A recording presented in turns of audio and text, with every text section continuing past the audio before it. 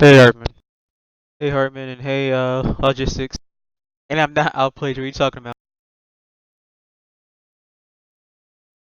Control measures are graphical symbols that establish routes, consisting of start and endpoints. And in between those start and endpoints, you'll have either rally points, objective rally points, assault points, observation points, phase lines, whatever. Uh, but it's all relatively the same thing. They do different, but for the most part, they're all rally points of some sort. Next is CQB. Ain't lies. That is close quarters Ain't no battle. lie. CQB can occur anywheres. That is uh, in close quarters. Obviously, being close quarters battle. Uh, the next one is Mount. Mount is military operations on urban terrain. Mount happens in cities, towns, and villages. So where CQB can occur anywhere, you can be in a forest, wooded area, fighting from tree to tree, or like I said, in a mount situation, fighting in a city, town, and village from house to house, or room to room. That would be CQB. But mount only happens in cities, towns, and villages.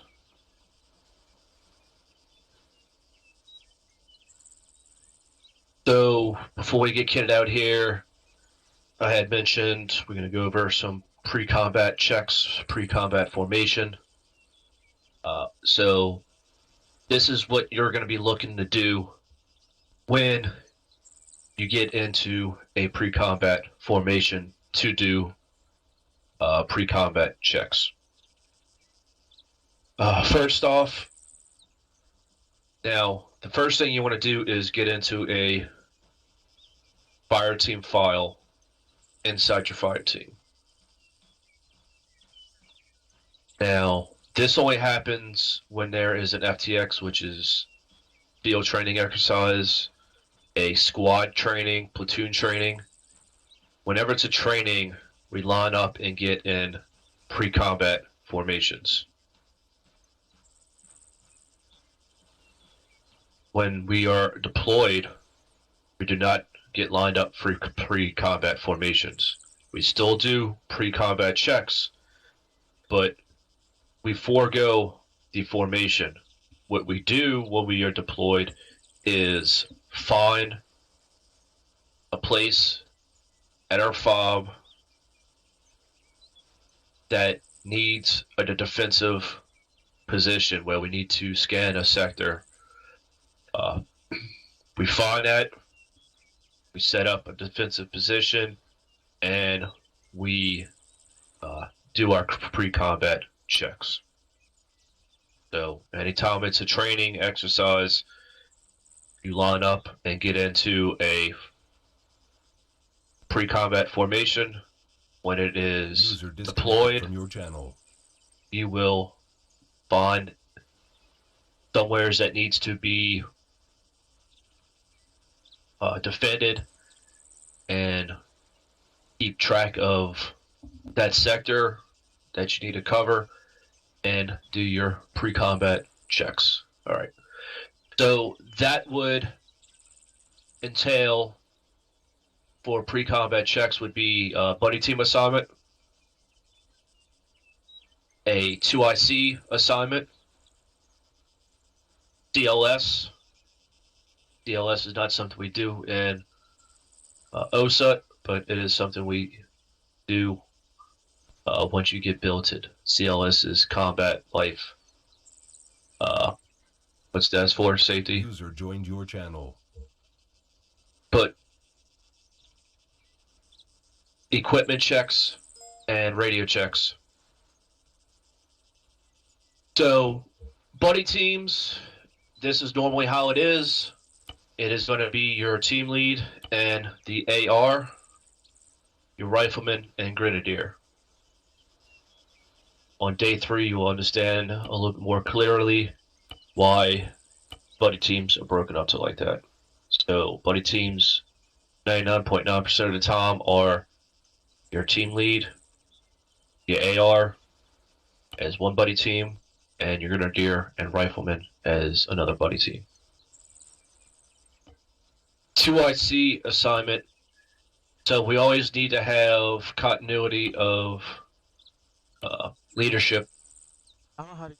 going all the way Oh, it's the down to a bottom fire right. team level, squad level, platoon Alright, press level, class. Go ahead. company level. Those are the numbers at the bottom. Do you know how to get rid of So that, Harmon? 2IC, there will be a 2IC of Alpha fire team. There will be a 2IC of Bravo fire team, and then there will be a 2IC of that rifle squad. Now, obviously, the fire team leader is first person in charge of that fire team. Now he needs to pick a 2IC in case he goes down. Now, it would be wise to not pick the AR as a 2IC because he is buddy teamed up with the team leader. So if the team leader goes down, if that AR is being a good buddy team member, he is close behind the fire team leader. So chances are he will be going down or he will be dealing with his downed buddy. So the 2IC will usually go to either the rifleman or grenadier. That is dependent on what the fire team leader wants to pick. Skip over CLS. Equipment checks. This is the team leader's responsibility. He doesn't have to go in everybody's backpack. He's just going to blurt out the important things to have, and hopefully it jogs somebody's memory that doesn't have it while he's looking through his inventory. Simple as saying, you know, mags, compass, microdagger, vectors, extra belt for the AR. If you're going into a mount situation where you are going to be clearing a lot of buildings, you might opt for carrying an extra flashbang instead of an extra frag. So it's just stuff like that. Last but not least, doing radio checks. I personally like when the team leader does the radio checks going down the line with his AR, grenadier, and rifleman. And after all that is done,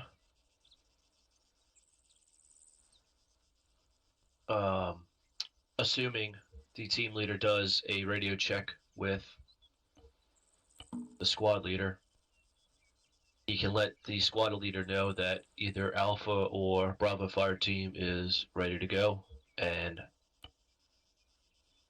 that would help out drastically because he needs to call to platoon, letting them know that that said rifle squad is ready to go. Any questions so far on a pre-combat formation or check? I know I haven't gone over formation yet, but the checking in part. No, sorry. No, sorry. All right. So, who wants to be the fire team leader for today? Have any volunteers? Private Way can do it. All right. So, I was hand close. this responsibility off to you, Private Wade. Actually, from now on, your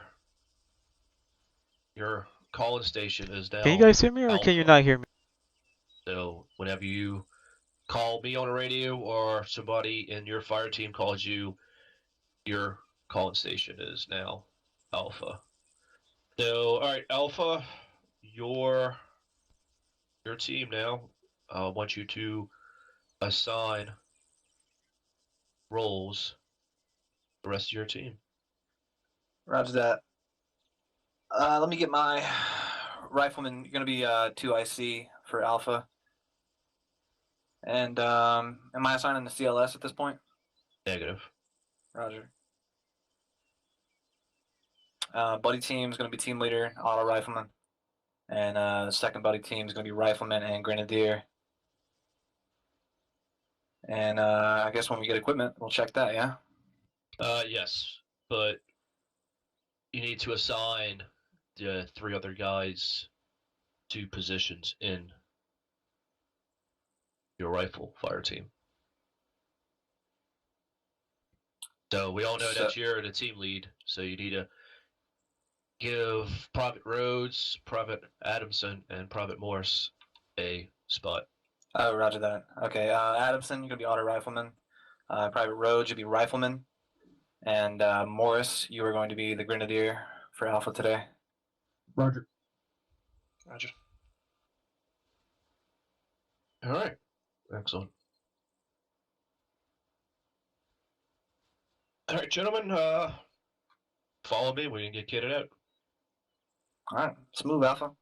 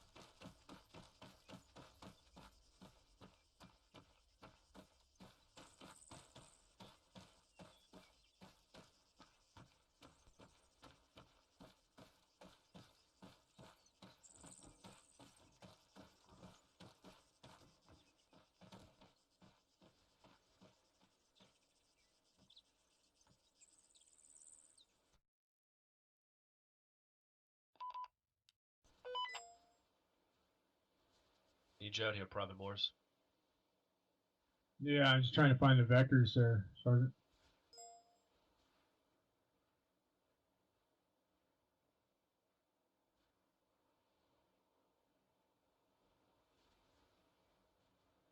You got 46 of them in this box over here. Right here. Check that out. Yep, right in front of you. That had radios, that box has vectors.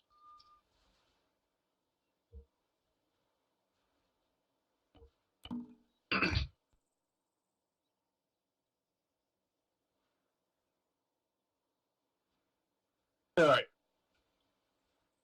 So I'm gonna move a couple people around, Private Rhodes, back up, Private Morris, get in front of Private Rhodes.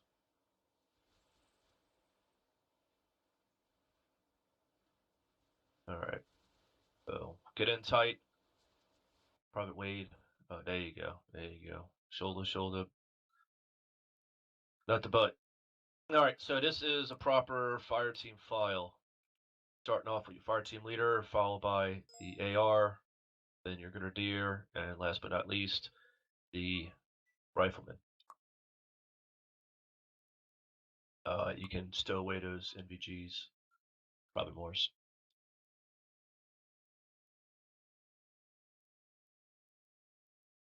All right, so Private Wait, excuse me, Alpha, you assigned your buddy team and 2IC. Now finish up the rest of this pre-combat. Roger that.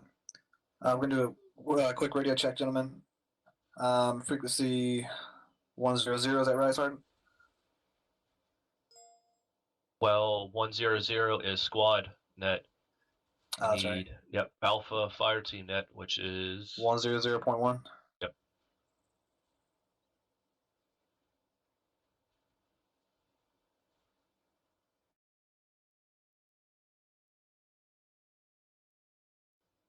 Private Addison, this is Alpha on frequency 100.1. Radio check, over.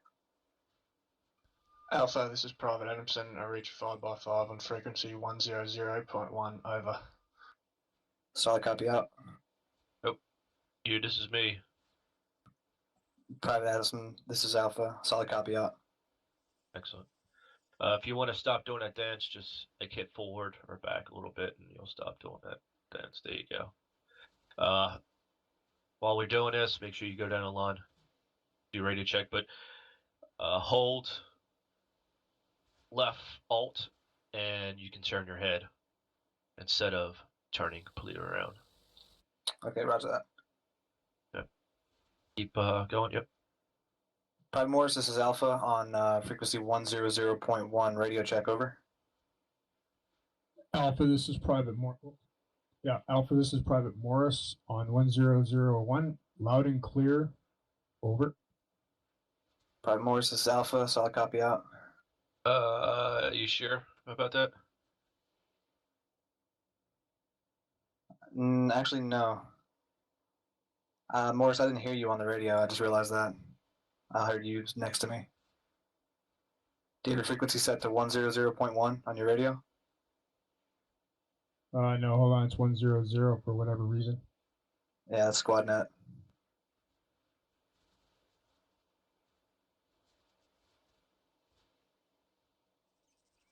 Let me know when you think you have it set. Yeah, Roger. Standby. Well, you can skip him and you can go to private roads. Roger. Private Roads, this is Alpha. Frequency 100.1. Radio check, over. Alpha, this is Private Roads. Have you Lima Charlie on frequency 100.1, over. User joined your channel. Private Roads, this is Alpha. Solid copy out. You squared away, Morris? Almost. Hold on a second.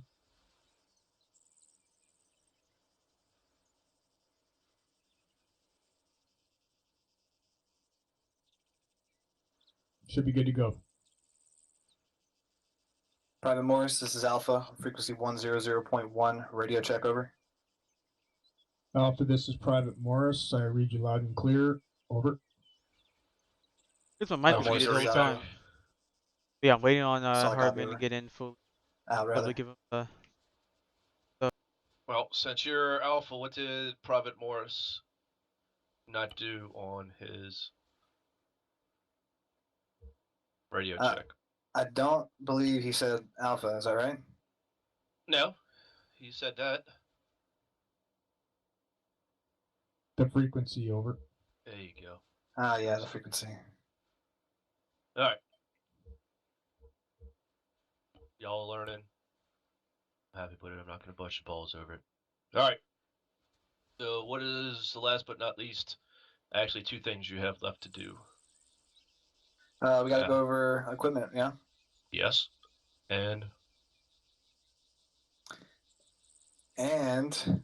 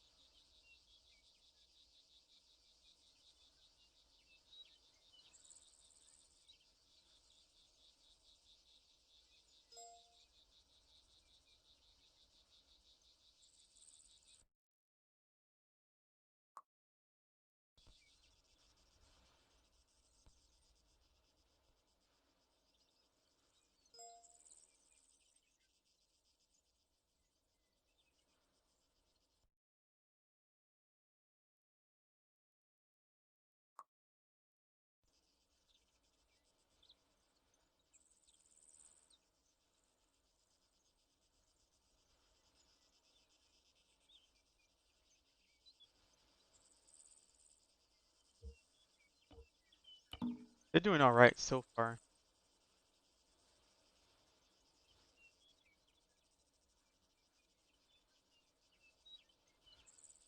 Rose green.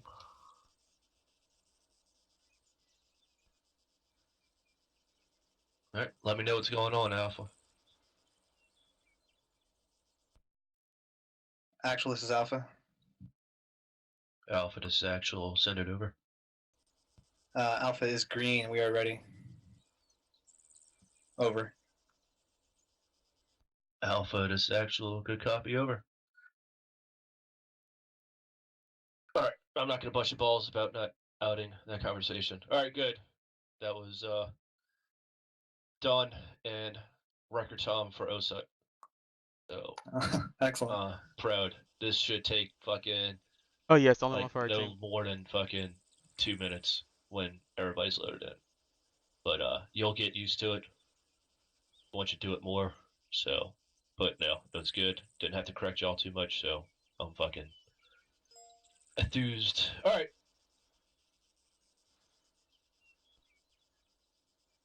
I'm gonna go over some literature here for y'all.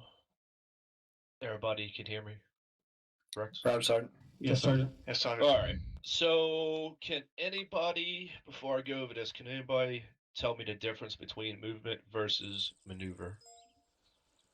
Movement is when you're just traveling, right? And then maneuver is when you're under fire. Yes, yep. For as basic as it is, yes, you're right. Movement is when you're going from point A to point B, not in contact with the enemy.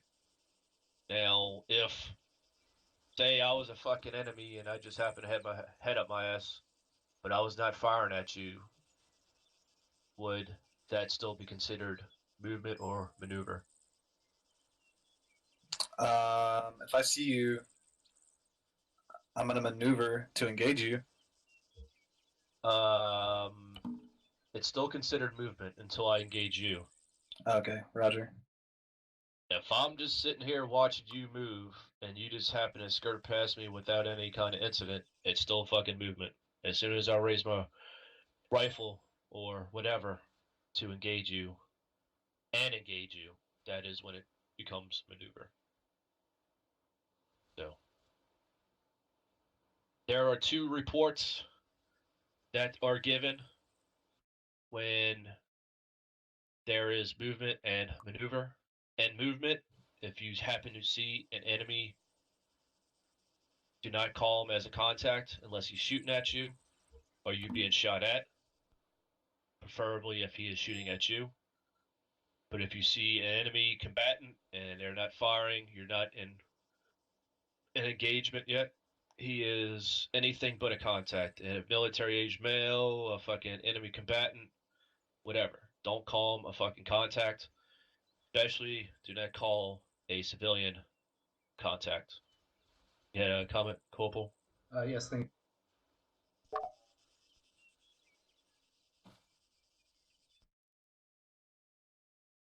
you. Thermal contact, which is absolutely incorrect. So remember to keep that in mind at all times. Contact means you are literally in contact with the enemy.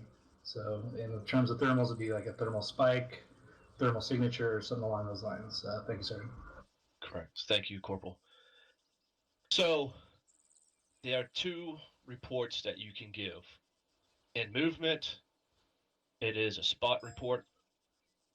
And when you're in contact, it is a 3Ds. So distance, description, and excuse me, which ones did I say? Distance, description, and degrees. In any particular order, as long as you get the 3Ds out. So spot report is basically the 3Ds, but you're not calling the enemy a contact. Enemy age male, military age male, excuse me, whatever. You want to call them anything but a contact. When you're in contact, use the 3Ds. I like to start off with a description, and the degrees.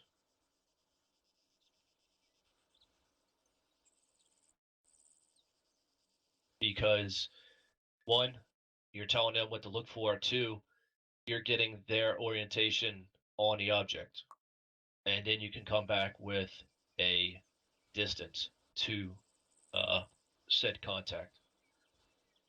So getting everybody looking in the right direction is a plus.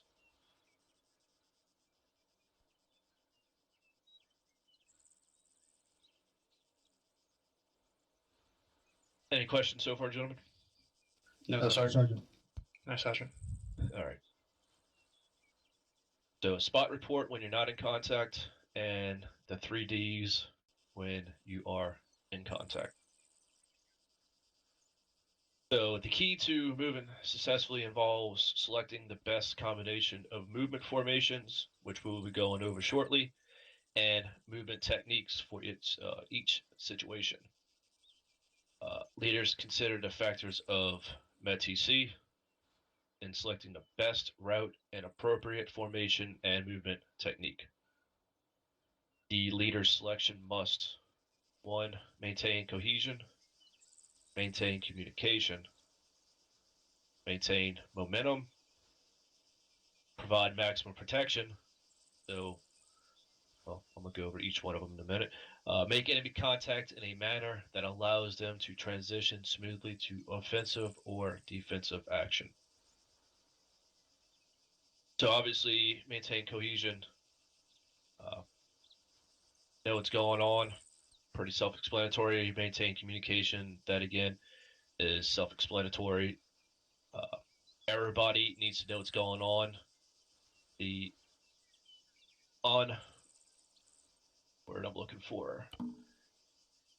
Somebody that's in the fire team or squad that is not informed is pretty much worthless on the battlefield. So every Big little shout out thing to needs to be Hartman sent for helping down me out in from here. squad leader to fire team leader. You know, everybody needs to know what's going on. At least in my opinion. Maintain momentum. Us not having ridiculous amount of support assets. You know, we do have mortars and air assets, but they can't always be there on a dime. So what we have to kick ass is momentum. Since we're light infantry, we have speed on our side. So whole shock and awe, we can take it to the enemy before they know it hit them, before they can uh, call for reinforcements to get there, or even, you know, stop from playing fucking pin the tail on a donkey to get to their post. So momentum is key with us. So not taking short halts and long halts help out with that momentum. Provide maximum protection. Covering your sectors and not fucking dropping your sectors. This is something we've been working on and having a few hiccups with, is people dropping their sectors because they fucking get bored and somebody else is in a firefight. That's how people get fucking killed and captured, is because somebody drops their sector. And make enemy contact in a manner that allows them to transition smoothly to offensive or defensive action. That is being careful with your route, your movement, how you proceed in that area.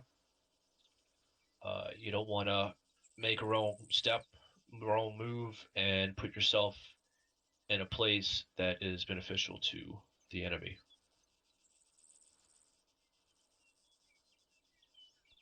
I think this says it the best.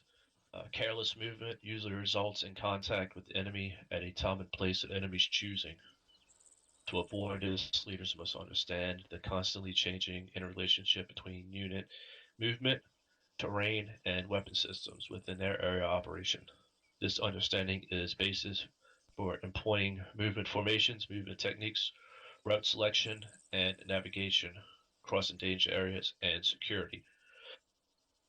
So on day 3, we're going to go more onto reading and understanding topographical maps.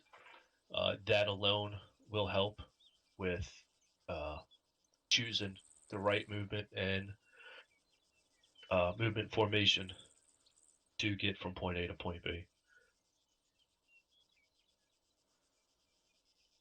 Anybody have questions so far on that? No, Sergeant. No, No, Sergeant. Sergeant. Excellent. So every squad and soldier has a standard position. Soldiers can see their team leads. Fire team leads can see their squad leads. Formations also provide a 360 security and allow units to give the weight of their firepower to the flanks or front in anticipation of enemy contact. So formations that demand parade ground precision, squads must retain the flexibility needed to vary their formations to the situation. So if you use deflate as cover while you're moving and you happen to be in a squad column and you're in a fire team wedge, you can bring that wedge in a little bit so your guys are not walking up over defilade to skyline. So, like it says, it doesn't have to be parade ground precision, but you still need to have some semblance of a fire team wedge because each formation has a positive and negative to it. All right. So, Sergeant Smith, are we ready for? Yep. Are you gonna shoot somebody? Yeah, you. I'm not looking on it right now. Well, That's ready. all right. Well, you got your gun out. All right. White flag.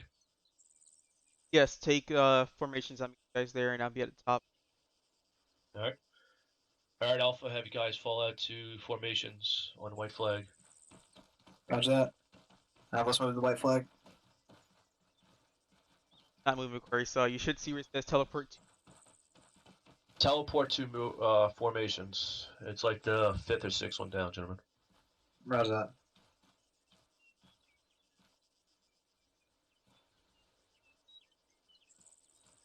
Alright, we got everyone here? Oh, that's Yep. 3. Alright, you All 4 right, follow Alpha, us when up you're the hill. ready, get upstairs. Actuals Alpha. Copy. Alright, let's get upstairs, guys.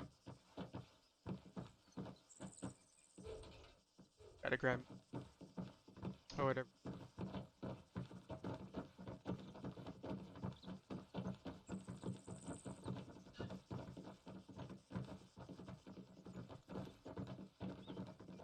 Alright, get indentation to the front.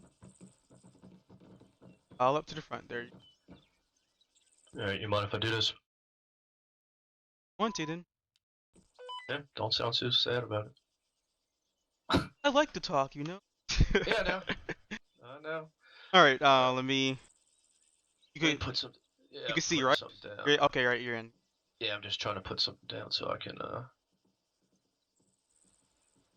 All right, I need. And so each row has a different color that way. Can't follow the box, then follow the color. Excellent. Here we go. Cargo shorts. Great. There we go. Should be able to see that one. That's big orange one. All right. So everybody, look over to y'all's left. That formation looks pretty fucking familiar. Correct? Yes, Sergeant. Yes, Sergeant. Alright. So that's your fire team file. We don't use this formation too much. This is a good formation to use, say, in the jungles of Tanoa, where you can't see your fucking hand in front of your face because it's so thick with vegetation. It is a good formation to use for fast movement.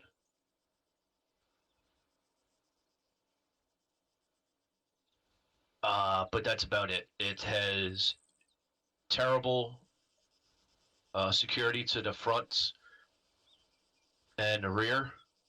Can somebody tell me why this security is shitty to the front and rear? Because Blue you're on in blue, Sergeant. enfilade. All right, so I heard blue and blue. What was the other one? You're in enfilade. Yes. So both are right. So if on the rear there was contact or the front was contact, only one person can safely engage that contact. The other people will raise their rifles up and have the back of their fucking buddy's head in a line of sight. But I will say that it is very well for security to the flanks. So if we get a secure flank to the right or left, all we have to do is fucking turn 90 degrees and we're on line, laying down some fucking hate.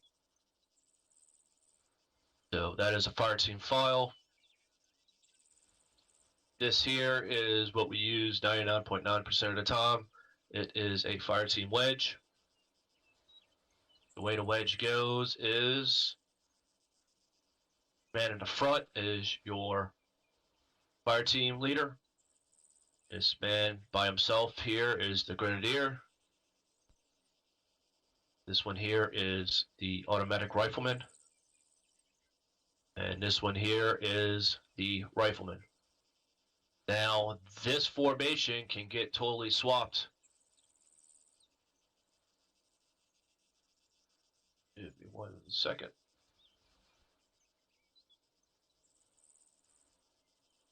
Like I said, so this can get totally swapped. We can bring that over there, and just for shits and giggles, this is now your AR and your rifleman here and your grenadier by himself. This formation is a heavy left. If we move him back over, this is, all right, this is a heavy right formation. Everybody tracking on that? Roger. Yes, Sergeant. Yes, All sir. right, And excellent. the heavy right is the auto rifleman, the second guy to the right. Correct. So if the team lead calls out he wants a heavy right or a heavy left, everybody in the team will automatically know what position they need to be in. So if he calls a heavy right, this is a heavy right. Team lead, followed by the AR, last but not least, the rifleman, and the grenadier by himself. And if he calls a heavy left, that happens. Okay.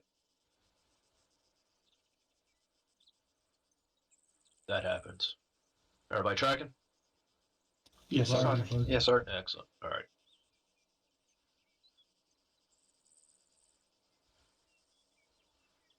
Copy. All right. Sergeant Smith has gone above and beyond here. So this is a fucking squad file. Here I have the beginning of a squad. A fire team. This is the end of the fire team. So these 4 members here are the fire team, followed by the 2 in the middle, which is your squad leader and the squad mic, followed by the trailing fire team. So in any kind of squad movement like this, you have this regular traveling and traveling overwatch. Traveling would be something about that distance. I don't know why these markers will not move up with me. So you're going to have a decent amount of space. So let's say you're going to have 10 meters space in between the front fire team and your squad leader. And about 5 meter space in between your squad leaders and trailing fire team. This formation, which is traveling, is when you have or when there is a least amount of contact. The expected contact with the enemy is at its low time. Now when you're traveling and you get closer to the AO and engagement with the enemy is likely, your squad leader can hold on. Let me move around. Sorry about that, gentlemen.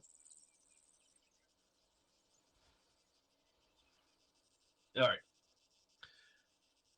So did everybody hear me what I was saying before about Roger, traveling? Sergeant.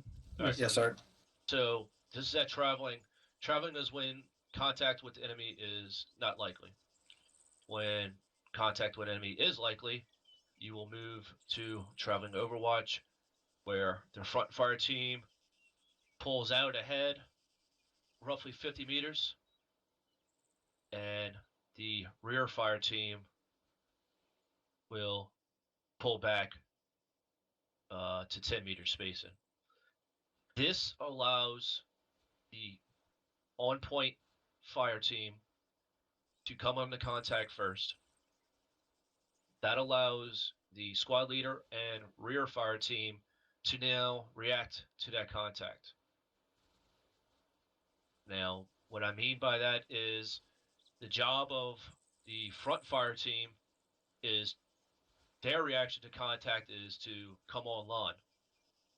So they're going to come online with each other and put down a base of fire. Everybody see that? Yes, Sergeant. Yes, sir. We're Yes, saying sir. that the enemy contact is coming from their 12 o'clock, this position where the box is. So once they come under contact, there's multiple things they need to do. I kind of skipped up over something. When you come under contact, you need to, 1, go prone, 2, find cover, 3, find the cover, like get to the cover, if you got to crawl, whatever. And then you need to all get online and put down a base of fire so it suppresses an enemy. Now, at that point, the squad leader can either A, move the rest of his the rest of his fire team online, like so. He can either get them to now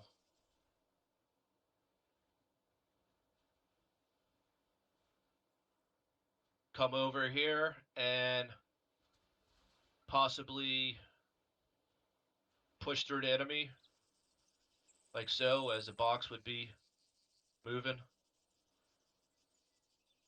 and flank the enemy and push through while this fire team that's a base of fire lifts their fire or redirects their fire as the rear fire team pushes through. Last but not least, he can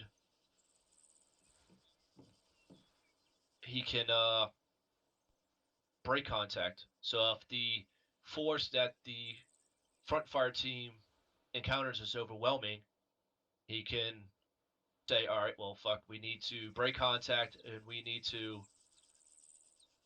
engage the enemy on grounds that will benefit us. So by doing that, he can now set up a base of fire that's back from the point fire team, not directly behind them, because now they're going to be fucking shooting over friendlies, which is no bueno. So if he puts a fire team off to the left or right to start putting rounds down range, this now allows this front fire team to break contact and start bounding backwards to sufficient cover. So that fire team now can start becoming a base of fire,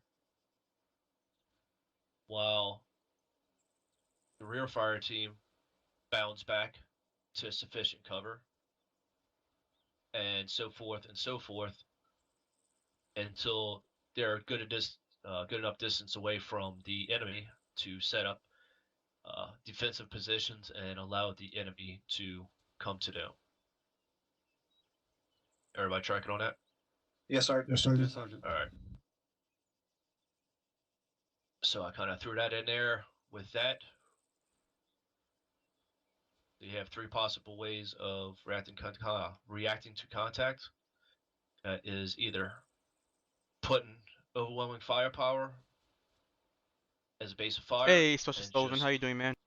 fucking put so many bullets down range that you just massacre the enemy and push through as a squad, or you can flank the enemy, or you can break contact. Those are the 3 things you can do when you're engaged by the enemy.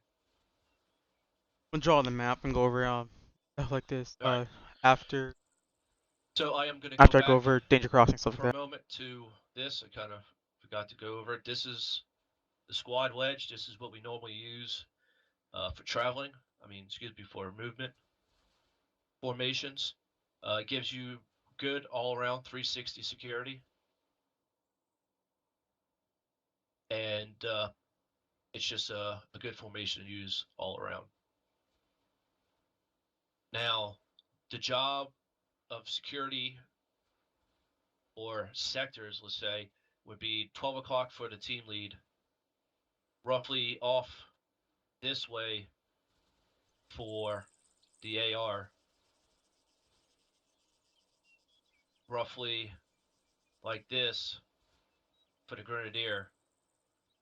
And when when the rifleman is not looking at the 6 o'clock position, every once in a while, make sure nobody's sneaking up on your ass. It is I don't know what he's saying, but this is a squad wedge, not covering squad that column. sector, Yeah, the squad or columns with the diamond in. That's actually a squad cover column, that not a way. squad wedge. As long as he's doing anything but staring at the person's ass So in now front I of him, need to he's change doing it something. to squad wedge. So Sergeant. hopefully he Yep, figures say it that. out and knows. When I was active soldier in this position here, just to maybe add 2 cents worth, Yeah, go for it. The rifleman in this back corner there would go into the diamond position and cover the whole rear arc. Right, so it would be a diamond instead of a fire team wedge. It would be something like so, correct? Roger. Yeah. That is a better position. That's a better formation for I'm doing fine, Sergeant Sullivan. Smith had him up there. So say that formation. Let me bring this back a little bit. So, these 2 guys. All right, these. Yeah, I hate to do it to you, Sarge, but yeah. All right, there we go.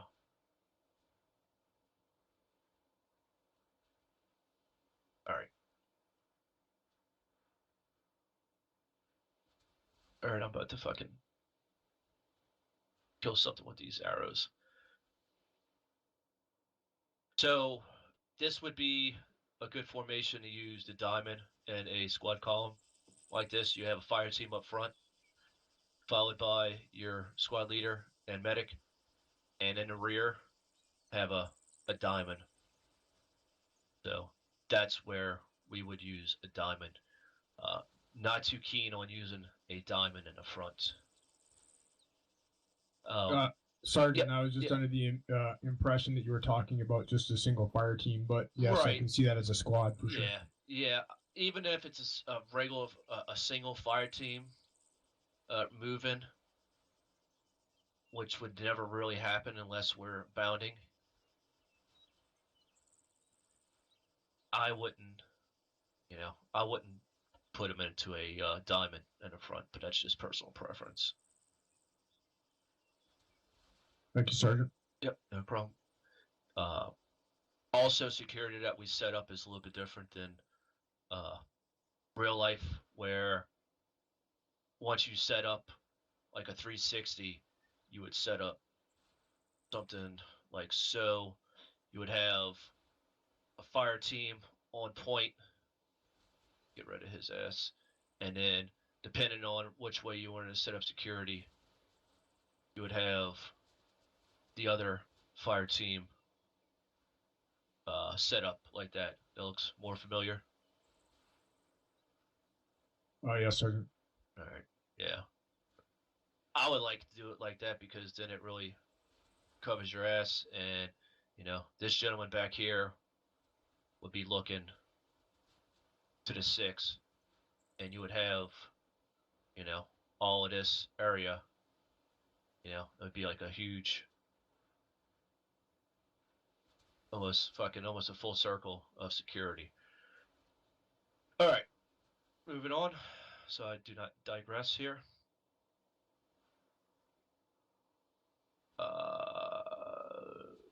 You want us to finish setting up the rest of it? Oh yes, I'm gonna move him closer to you. All right.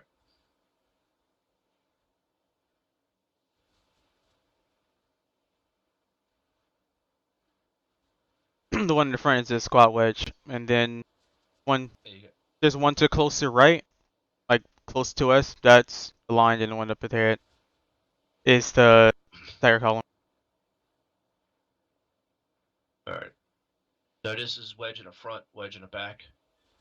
It doesn't have to be like this. You can have, if you know for sure you're gonna have enemy contact, say on the right flank, you can have heavy right for your front and rear fire team. If you do get hit on that flank, it's all med TC. But this is a squad fire team fucking wedge here, followed by fire team wedge here, and these two are your squad uh, squad leader, squad medic. Comment, Corporal? Thanks, Sergeant. Just to kind of add to what the Sergeant was saying about flexibility, is kind of knowing where you are as far as being part of the whole task force there. Like, for example, if my team is the rear element and the furthest left flank, sometimes I'll put my team in a left echelon because I know we need to cover the left side more than anything else. So again, Met TC dependent. That's all. Thanks, Sergeant. Not a problem. So here, if y'all can look more to y'all's right, this is a squad lawn.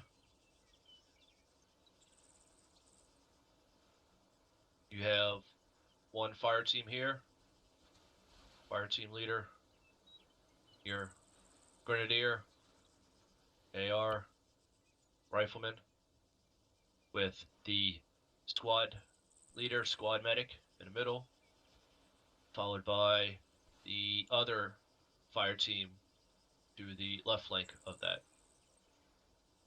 That is a squad lawn.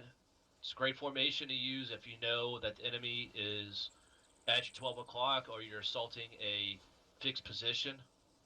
So you put all your firepower pretty much on line with each other and pointing their rifles at the 12 o'clock. Obviously, the security to the flanks is minimum at best because now you're putting all your firepower looking forward. So instead of having your rear element, that rear element is now online with your point element. So you only have 1, 2, 3 guys maybe to counteract a flanking maneuver by the enemy, whereas you would have had a lot more if that rear team was on the rear. So like I said, it's good if you know enemy contact or a fixed enemy position is at the front.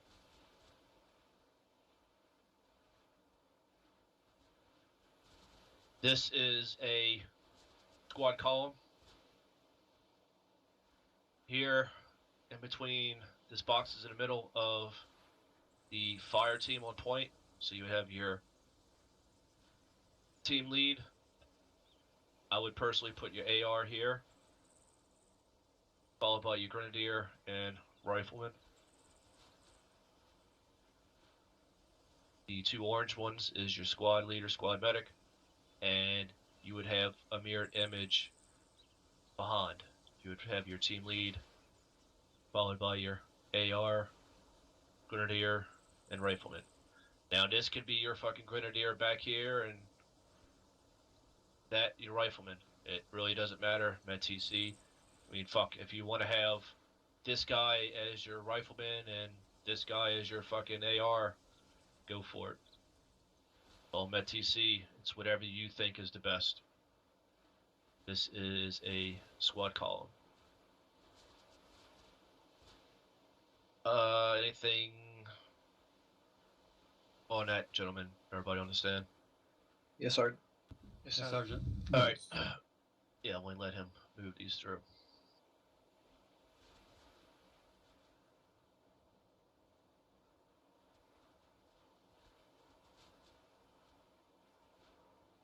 All right, so this is a squad column, but it is escorting a vehicle.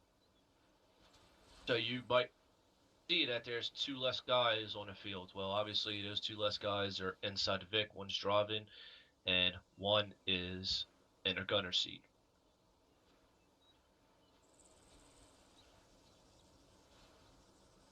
So if we pull that a little bit forward, that's about how it should look. In combat conditions, you want to have the front fire team out and traveling Overwatch. You want them to engage the enemy first because this Vic is. Can somebody give me a guess on why you want to protect that Vic? It's the biggest, baddest weapon we have at the time. Close enough, yes. It's a force multiplier. So it's fucking. It has a fucking M2 Browning or a fucking Mark 19. So, yeah. One the biggest thing that we carry is the fucking M240 Bravo 7.62. It's pretty nice to have either a fucking automatic fucking GMG or a fucking 50 rocking enemy's world. So, yeah, you don't want to get that destroyed. Plus, it has extra mags, extra AT, medical equipment, and the back force. So it's definitely something you don't want to lose. Interrogative. And it, Okay, and the back two soldiers behind the vehicle, if you have a preference, which would they be? Would they be heavy weapons or a rifleman and a grenadier? so this is kind of a day 3 thing, but this is going to be the 2 in the back here is your AR and your team lead. That's Thanks, Sergeant. why they're buddy teams, because they're dismounted, and the 2 people inside this Vic is your rifleman who is driving and the grenadier who is gunning. So that's where buddy teams come into play. You want to at least have your buddies together, you know. You don't want to have one inside the truck while one's outside the truck fucking moving. So yeah. Thanks, Sergeant. So, yep, so one's your team lead and one is your AR. And their job is to watch the 6 of said movement. So again, in this formation, then grenadier follows behind team leader For for the The front point- for the front squad. Front squad. It depends. It depends. I personally would have, if I was a team leader, I want to be leading from the front, so I would be one of the point men, and I would definitely have my AR on point. And it depends on what do you want to have. If you want to have your grenadier or your rifleman on that side, it really doesn't matter. Thanks, Sergeant. Yeah. I mean, it kind of sucks because now your buddy teams are split between a fucking road. Because if you can imagine, between these, there's a road that this Vic's traveling on. So that's the only reason why I hate it, is because now your buddy teams are split by a fucking road. But I'd rather have firepower up front. And especially letting the team lead know what's going on up front so he can call back to the squad leader, let them know what the fuck's happening, if they have to stop the Vic because say there's a fucking BMP, BATR, or whatever up front that they need to deal with before the Vic reaches that. So. Yep. Sergeant, this is a bit odd for me because I've been always trained in a 7-man section instead of a 4-man squad, so it's kind of a bit mathematically it's a bit weird. But I Right. get it. Yep. It's. I don't know if I told y'all first thing, but yeah, some of the stuff we do is a bit different than military. So yeah. No, I get it. No, it's Yep. cool. Yep. Didn't mean to fuck your world up. All right. So this is formations. You will get more intimate with them as you get billeted in your fucking MOS. So, yeah. Any questions before we go into the next section? No, No, Sergeant. Sergeant. No, sir. All right.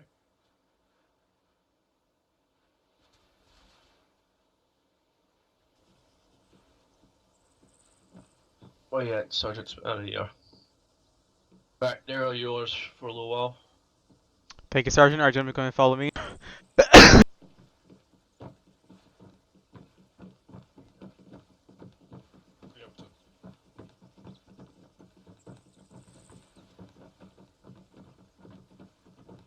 I'll meet you at the bottom.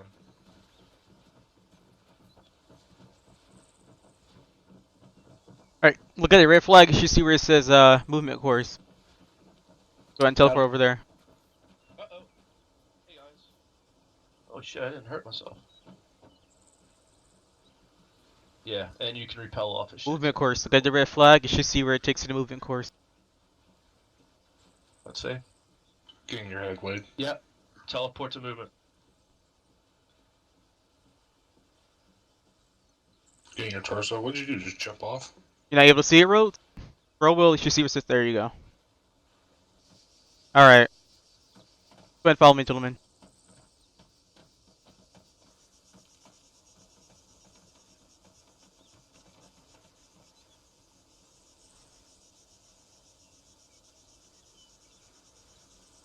Alright, so we're gonna go over. Go ahead and form a school circle. There's some more literature there. So, go ahead, just form a school circle on me.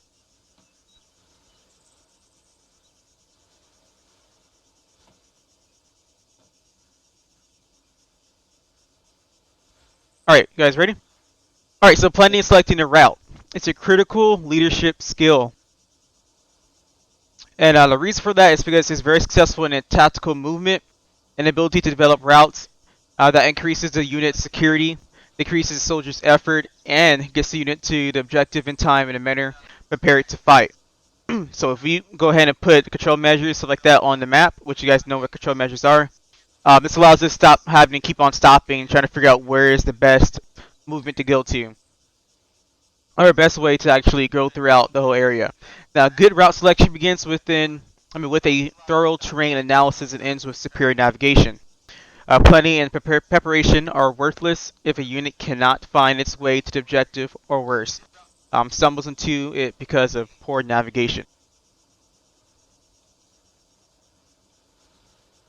So you guys will learn soon enough on day 3, which will be next Tuesday, based off of how to analyze the terrain or a map, figure out different various terrain features, and then along with that, being able to actually navigate. But today I'm going to go over some movement maneuvers, showing you guys how to actually walk in formations and what get paths to follow. Now, security during movement includes the actions that the unit takes secure themselves in a task given to units to provide security for a larger force.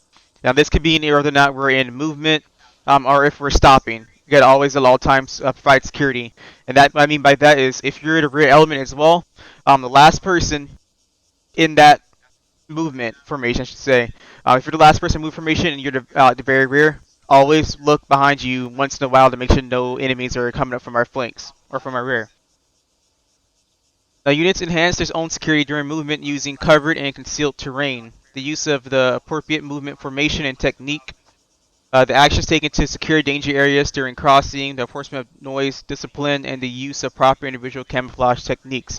What we mean by noise discipline is to make sure that you're on whisper whenever we're trying to attack a position, like such as a compound, and we're supposed to do this by raid, and that's supposed to know we're there. Make sure you're on whisper. Will consider will be noise discipline. However, the AI cannot hear us if we're on yelling, so you go on yelling. We always advise you to go on yelling every single time. So don't go on whisper, but I'm just giving you guys an example in reality terms, go on whisper and noise discipline. And along with that, make sure you're not trigger happy. If you see a target or an infantry further away, you're not going to automatically start firing your weapon. You're going to bring up that spot report, and you're going to wait for orders whether or not to engage them or not. Because like I said, it's all about noise discipline. You're not going to launch rounds cross range. Now, formations and movement techniques provide security by positioning each soldier so he can observe and fire into a specific sector that overlaps with other sectors. Excuse me, and we'll show that to you during long holds, and I'll show you how we're overlapping sectors and overlapping fire. I place a small element forward to allow contact with only the lead element and give the remainder, the remainder freedom to maneuver. And then lastly, provide overwatch. Providing overwatch. All right, so route is basically meaning that we move from one location to another, and we plan the movement. And we actually select the route how we're going to get there. We'll select the way to get there, which is all in total a route. Now, routes can and are broken into segments called legs, and helps us manage them. Now, each leg must have a definite or definitive a beginning and ending, marked with a control measure, such as a checkpoint or a phase line. Now, a rally point is a place that's designated by the leader where the unit moves to reassemble or reorganize if it becomes dispersed. So rally point, we can also call it as an reconsolidation. We just go there and hold there for a while, reestablish a chain of command. Which is one of the main things that we do in a rally point. Now it's basically a place for temporarily halt, such as maybe 2 mics, could be about 10 mics, all depending, but we're still moving on alongside that route, making our way towards the objective.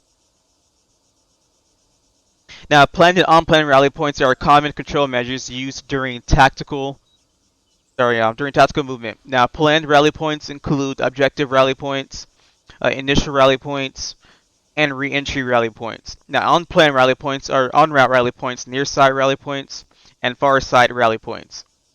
Now, despite the different types of rally points and actions that occur, they are generally the same.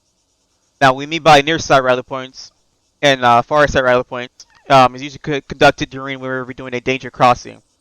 And I'm going to go over that later on, well, a few minutes here, and you'll, see what I mean by how we're integrated in there. Now, whenever we're at a rally point, so if we are reconsolidated, we're there for about a few minutes, here are the things you guys need to make sure you do. Make sure you write this down. Establish security. So everyone needs to actually establish 360 security around their sector, or the area that they are at. Even if they're friendly in front of you, you can still do that 360 security within the whole squad. Next, you're going to reestablish a chain of command. You're going to make sure that everyone else is there. So, I don't mean just checking up to see if whoever above you is there. If you're a team leader, make sure that your whole team is with you.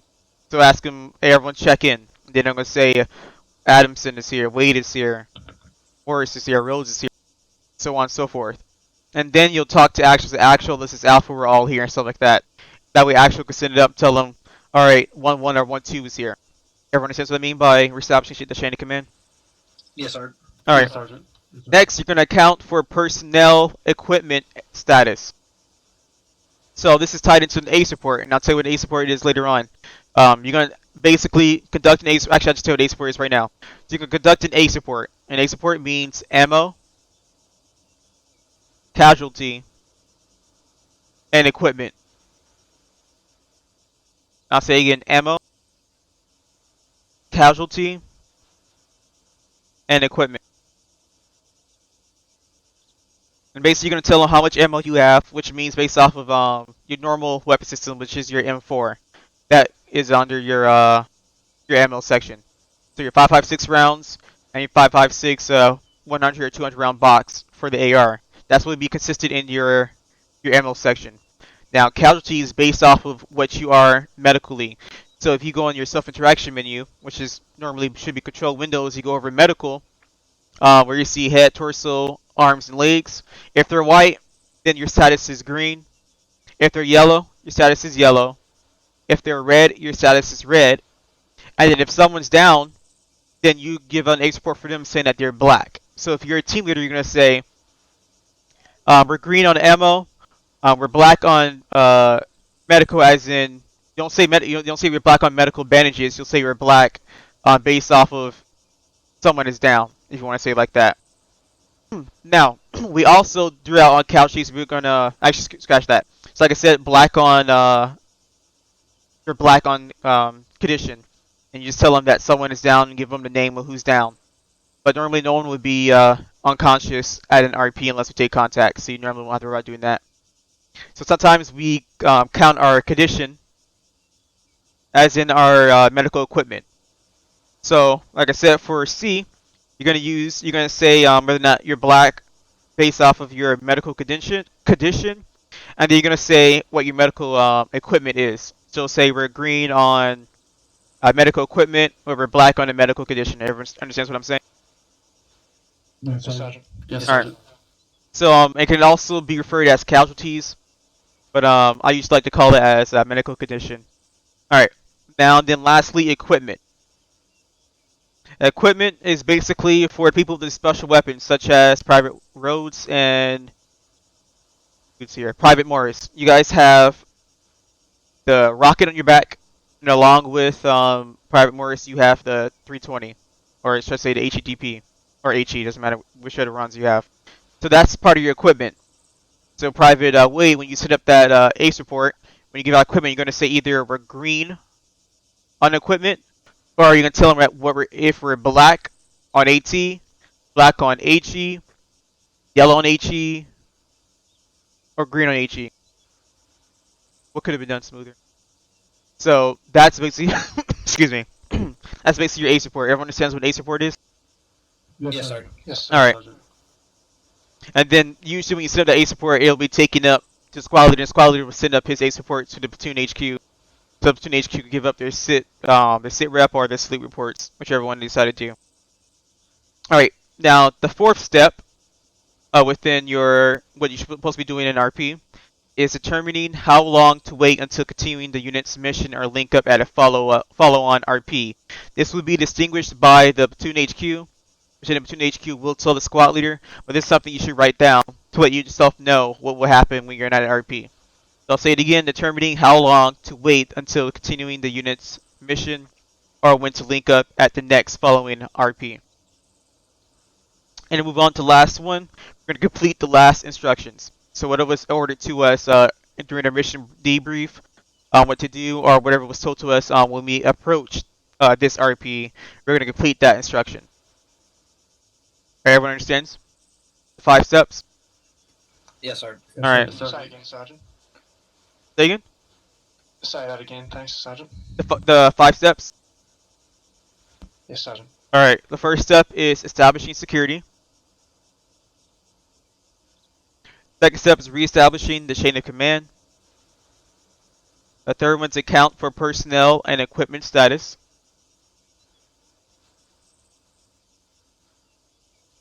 Determining how long to wait until continuing the unit's mission or link up at a follow-up RP. Reading guideline. And then lastly, complete last instructions.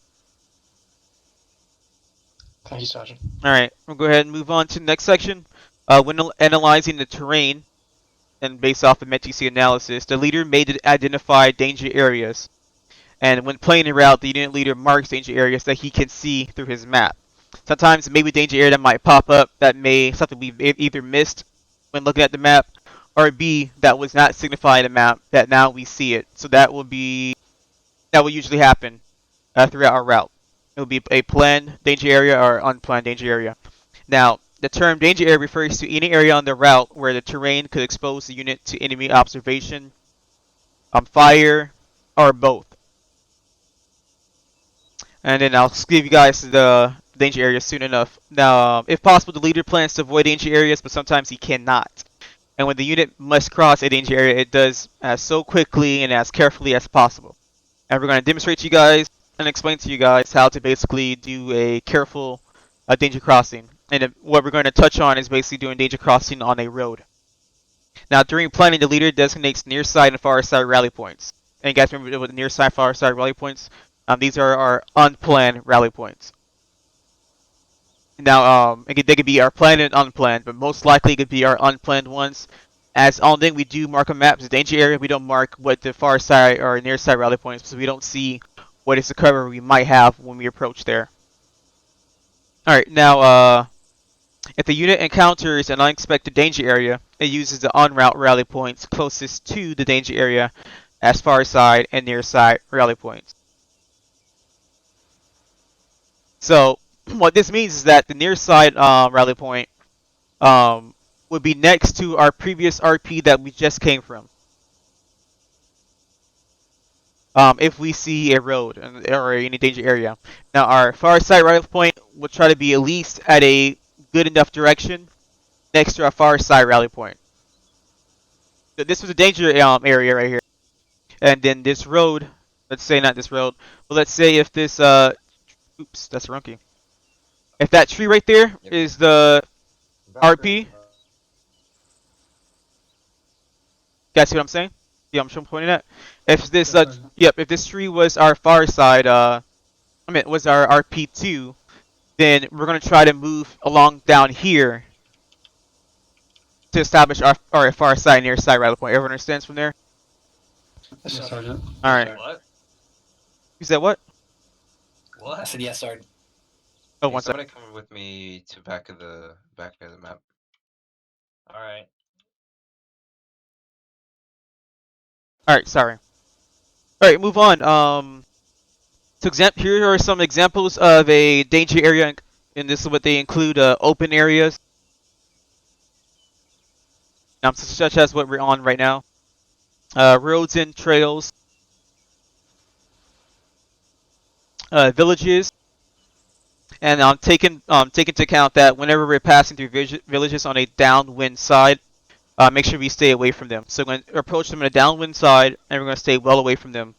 And then also remember that always try to avoid animals such as dogs, because they can reveal our position or notify any presence that may be inside of the town that there are people approaching the town or in a town right now.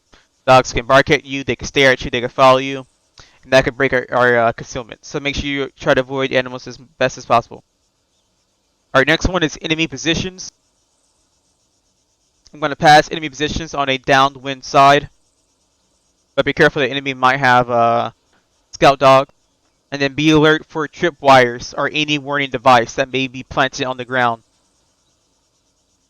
Alright, next are minefields.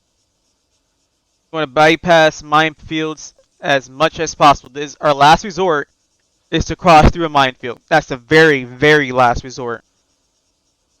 Now, even if it requires us to actually change completely change our route, we will do that.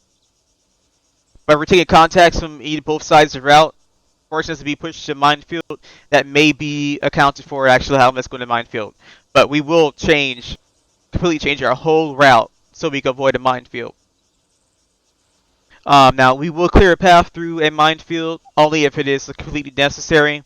And usually whenever you're following people through the minefield, you're going to follow the same trail that the person walked in front of you. Do not try to blaze a trail by going a different way where a person has not walked through before. You're going to end up blowing up a mine that might trigger up other mines, blowing yourself up and everyone else in the whole formation. So follow the same area the person in front of you just went through. Alright, next are streams. Whenever we're going through streams, we gotta make sure we select a narrow spot in the stream that offers concealment on both banks. We're gonna make sure that we observe the far side very carefully, as there may be stuff concealing the far side, or maybe enemy positions on top of that deflate, or inflate, I should say. Now, we're gonna place near and far side security for early warning beforehand, and then we're gonna clear the far side and then cross rapidly but quietly.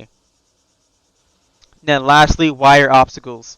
We're gonna make sure we avoid wire obstacles as much as possible, because these can be placed down in a position where enemies can actually observe it and fire through it very easily. Are there any questions with the examples of danger areas? No, Sergeant. No, Sergeant. Alright. We'll go ahead and move on towards crossing a danger area, and specifically we're going to show you it through a road. This can be set for any other danger area. However, we're going to show you a specific way how to set up a danger area on a road or any trails. So go ahead and follow me over here. So let's say we were traveling from behind us to this direction towards our RP2, which is all the way out there. However, the point team sees a danger area, so they're going to signal the squad leader if the squad leader hasn't seen it just yet. From this point, now this is the part where if you're the point team, you're going to come over here to this rock or any cover and stop here and wait for orders from your squad leader. So you're going to kneel, you can get yourself some cover here, get security out to the front because of course you're the point team, and you're going to wait for orders from your squad leader. From that point, the squad leader will move forward towards you guys or whoever the point team may be, confirm the danger area, and then determine what techniques he needs to use for the unit to cross.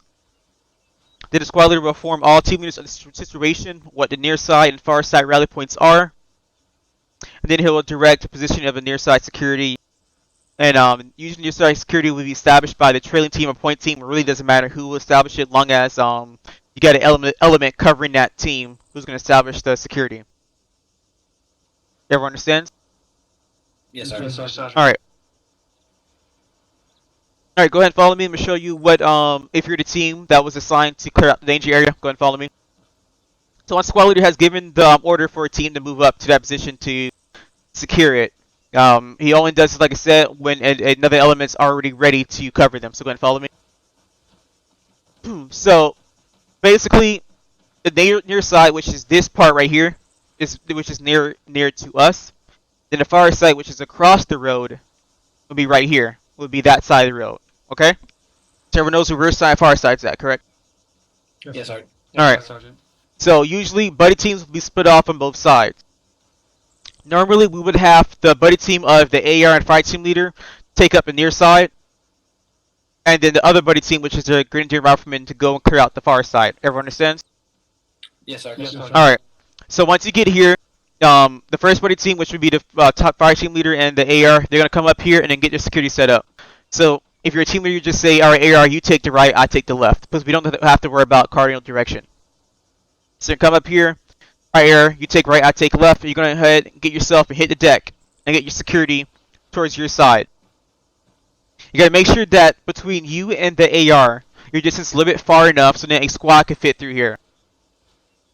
Because a squad, there's 4 squads within the whole platoon, so if a squad can fit through you, then the rest of the squads can fit through you. This is almost a little small. This will actually have to be a little bit bigger.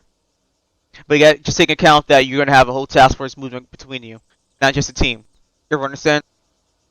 Yes, sir. Alright, so the second buddy team, you're going to wait till the fire team leader and AR is actually got this near side security set and that they aren't moving. Don't say that you're set if you're still adjusting yourself, trying to get yourself better eyes on the road. You're gonna wait until you actually set, no longer moving, you have eyes on the road, then you're gonna tell your team leader, alright, AR is set. Team leader, once you hear that your buddy is set, you're gonna say, team 2, go ahead and move across the road. So go ahead and follow me. You guys move across the road, you're gonna say crossing. And keep saying cross until you're across the road. And then you're gonna move up as far as possible to where you think is a more adequate position in this far side where you need to clear out. So if I were you, and I see the obstacle like this right here, I would come up to here, and then clear out whichever may be behind here, maybe a man hiding, you never know, so you can clear out up here, make sure it's clear. They're going to move to the left, make sure as far as possible it's clear, and then you're going to move to your right, or back over here, and make sure it's clear. And that this whole time, you and your battle buddy is going with you. Both battle buddies are going at the same time, moving together to clear out these areas. Once it's clear, then both of you are going to return back to the danger crossing, and you're going to get your security set up. So if you're the 2IC of the team, which normally would be the Grenadier, you're going to go ahead and tell your battle buddy, alright, I'll take left, you take right. And then the Grenadier will go left, and then the Rifleman go right, and y'all establish your security up here. And then once again, you don't call set into what?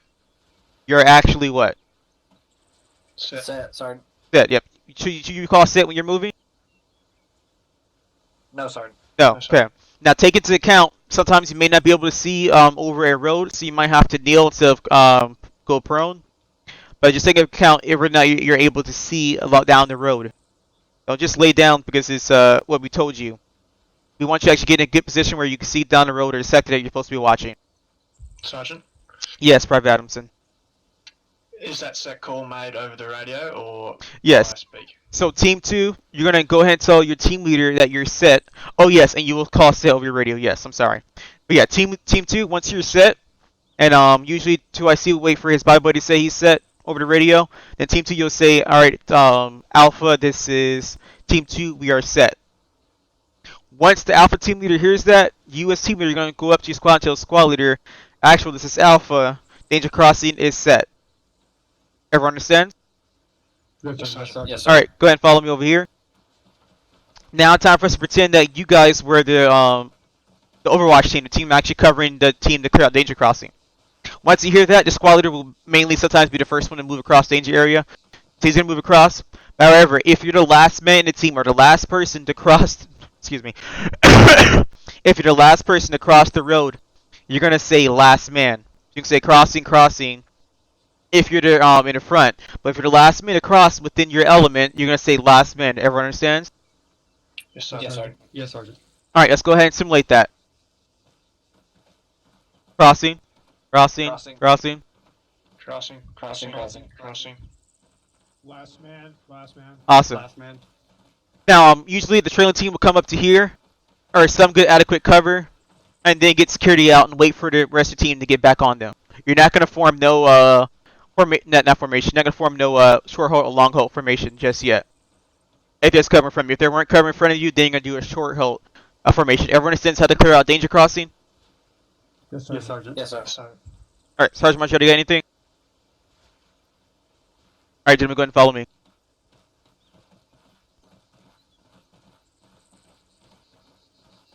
Alright, now this is what you'll call a short halt formation. When you're given the order to do a short halt, you're gonna basically stay in the same formation your team was in.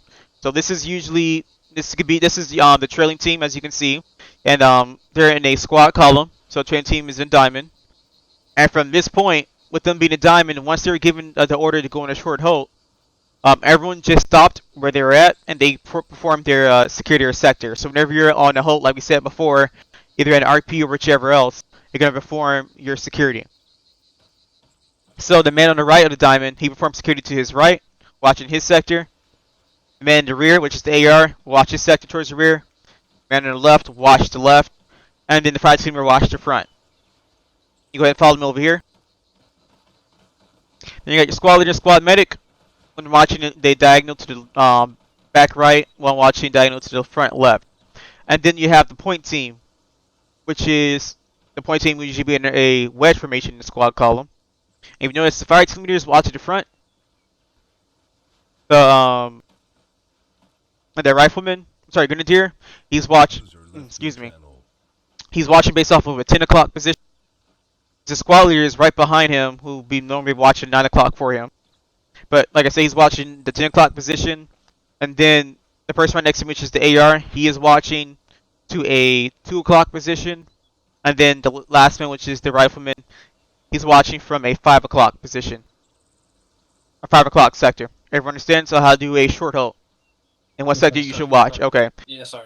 So that formation you're in, you gotta make sure you do a whole 360 security. If you were in a file, you're gonna go ahead and form that diamond and just find a area and get security out. If you're in a tree line, or a woodland area, go ahead and find a tree, get security out there. Any questions? No, sir. no, Sergeant. No, Sergeant. No, sir. Alright, stand by. Alright, go ahead and follow me. Alright, now that was your short halt. Now, whenever you're given an order to perform a long halt, this is what you do. Come over here. So once again, you got your point team, and you got your trailing team. Okay?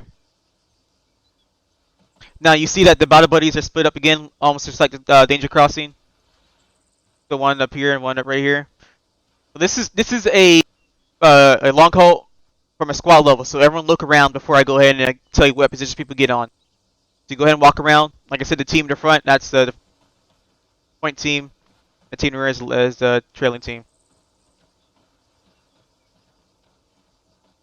Alright, now come over here. Alright, so first off, in the center right here, squad is watching the front, squad medics are watching the rear, and they're direct center of this long haul. Quite obvious. Alright, come over here. Now, when you're given an order to perform a long haul at a position, the squad would say, alright, Alpha Bravo, go ahead and form a long haul in this position.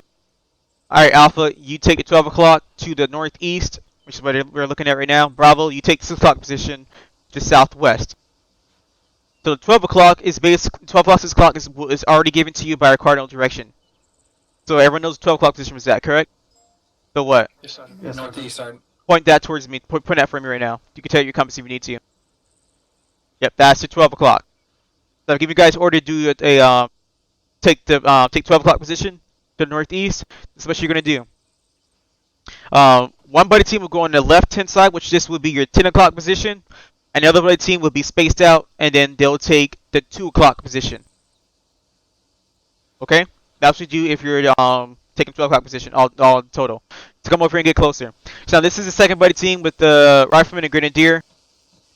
And as you can see, the grenadier took the 12 o'clock position. And rifleman side take the 9 o'clock position based off the 10 o'clock position. Everyone understands what I'm trying to tell you right now? Yes, Sergeant. Alright. Yes, Sergeant. So, as you can see, they're not too close and not too far apart. That's the ideal space you want to get. Now, if you also see right here, the point man right here in front of me, he can basically do what you will call an overlapping fire, or as what I said earlier, an overlapping sectors of fire. So, if his battle buddy is taking fire to the 9 o'clock position, he could he can automatically turn to his left and assist his battle buddy. That's what you call overlapping sectors of fire. And then also, the rifleman needs to assist his buddy to the front. He can just turn himself and engage any contacts to the front if need be. So with both these guys actually able to overlap each other's sectors of fire, that's what you call overlapping sectors of fire. Everyone understand? Yes, sir. Yes, Alright, let's go to the other buddy team. It's a little space apart. Like I said, make sure that they're spaced apart. Make sure you guys aren't too close to each other. Team leader, you're going to have to actually macromanage this. Make sure that each person is on their same side. Alright, so this is this is the first or primary buddy team, which is the fire team in the AR. If you come here a little closer, you see something that's a little significant. Where is the AR facing? Into hard cover, Sergeant.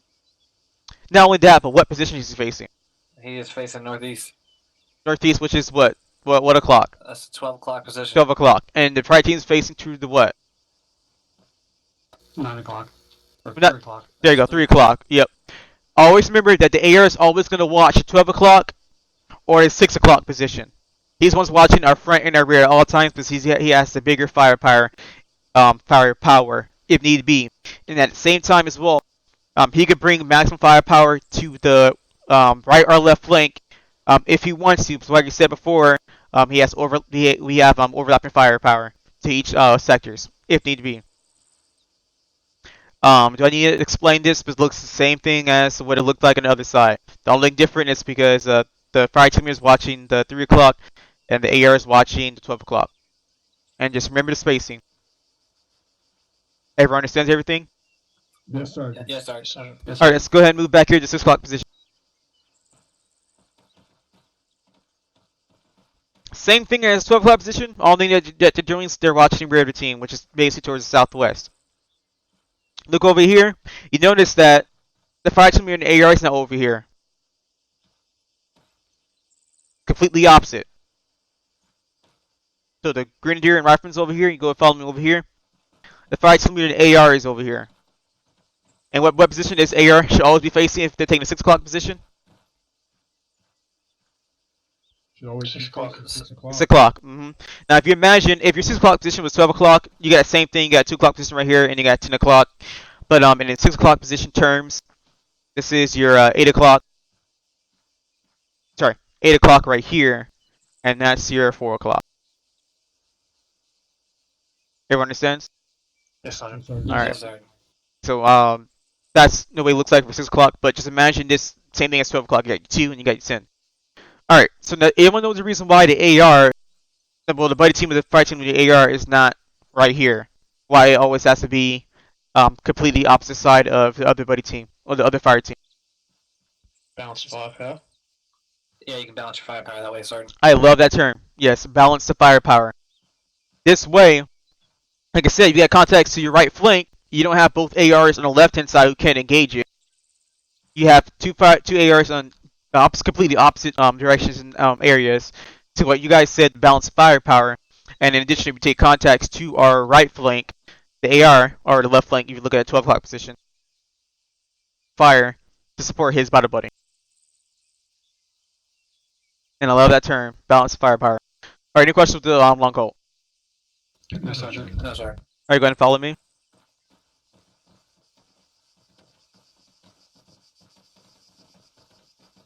Hive mind tactics. Alright, let me go ahead and say thank you. Can't even say your name, I can't even see it.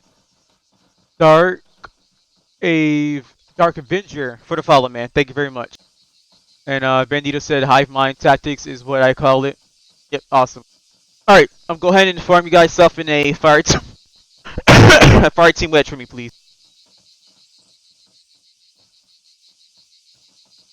Let's go heavy left.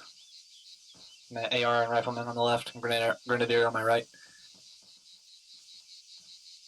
Alright, we don't need any helpers on here for this part. If you guys want to form a second fire team, you can. It's all up to you guys. Alright, so basically we're going to go on a mini route. Show and take us about 3 minutes. And it'll be encompassing our long haul and our danger crossing. You guys got 2 tries to get it straight. So you guys need to make it perfect. Now, if it does not look perfect, I'm gonna have to show you guys how it looks like with the helpers. That we won't waste any time and breach into our overtime.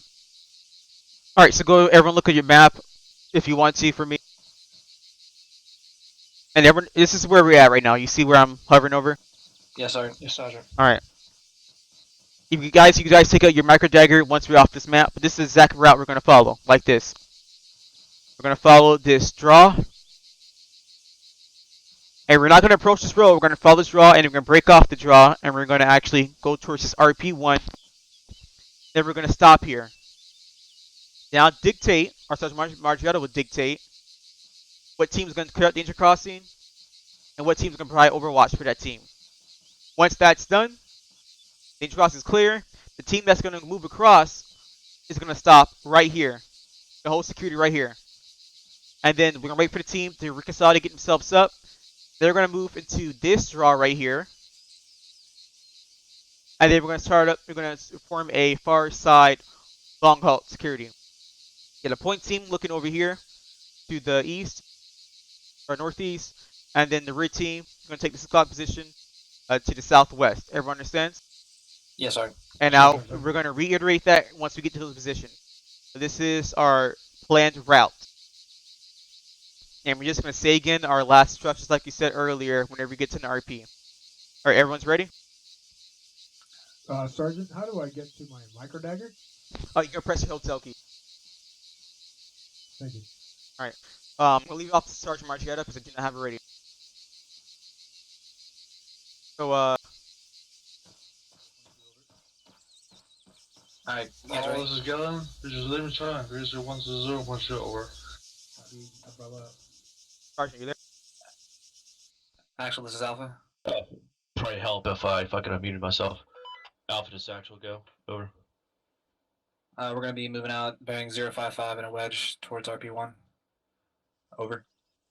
Chip, I love it. Alpha, this is Bravo. Alpha. Sorry, send it, my bad. Alpha to Satchel, good copy. Let me know when you step off, over. Roger, moving time now. Over. Alpha to Satchel, good copy out. Bravo, start pushing out and follow behind Alpha with this definitely over. Charlie Point 2 over. Roger that. Bravo, Oscar Mike. Alright, so Alpha, you want to follow this little draw, stay and definitely don't skyline, and you want to start going to your right and follow that draw.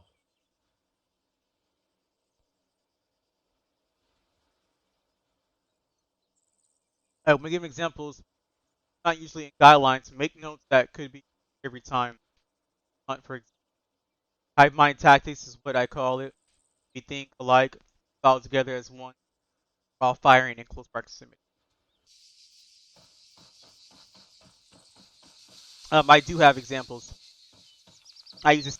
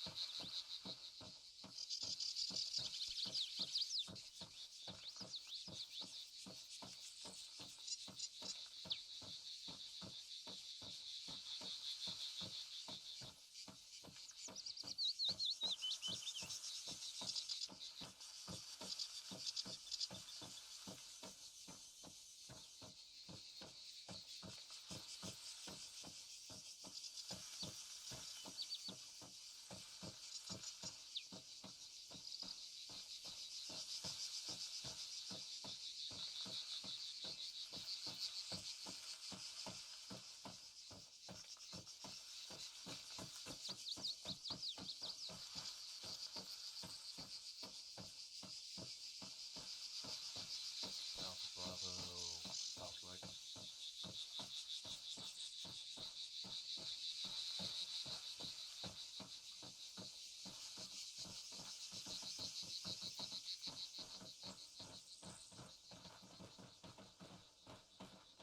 Alpha to actual, centered over.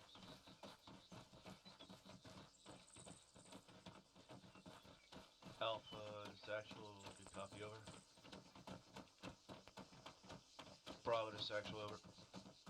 Actual Bravo, some traffic over. Bravo's actual, I want you to set up security to the left side of Alpha Tavo. Bravo, Wilco, Bravo. Bravo, it's short haul here at the Rock. Set up security Alright. side of Alpha. Time now. Yeah, let's do danger crossing here. Let me know when danger crossing is set up, and I'll Copy push that. through with Bravo. Copy that.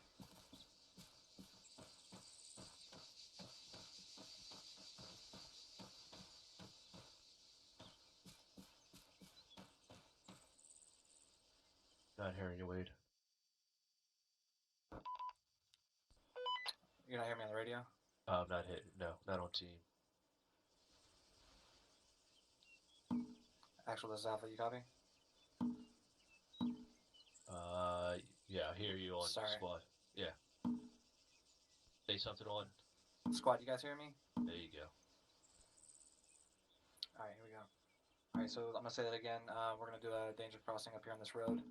The team leader, which is myself, and then the auto rifleman will take the near side, and grenadier rifleman, you guys take the far side.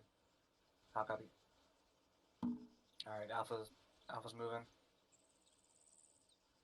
Alpha's moving to do the danger crossing. Copy Alpha.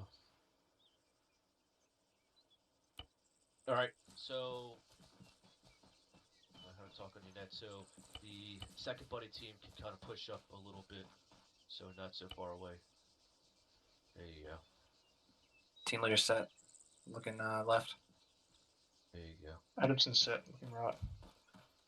Yeah, you can push up a little bit. Near side security set.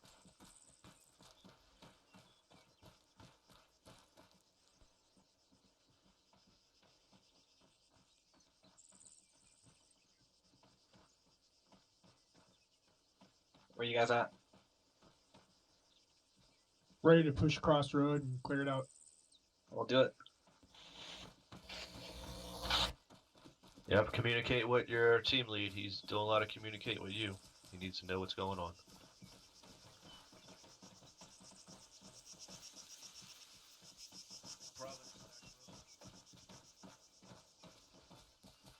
Just go like box right. That's what you need to check out, and then box over here you need to check out. Make sure no one's hiding behind it. That's the most dangerous thing we have not seen. Now we can move back. Only rocks that are very close to the danger. I'm cleared out. You don't have to always. Morris set. Morris, you're looking the wrong direction. Watching the opposite direction. I forgot to tell you guys that as well. Excellent. Find the person on the other side of the rail. Roads is set. Morris, come up online with me a bit. I'm the other direction, Morris. More You need to open that gap up some more, Morris. Right here, Mark.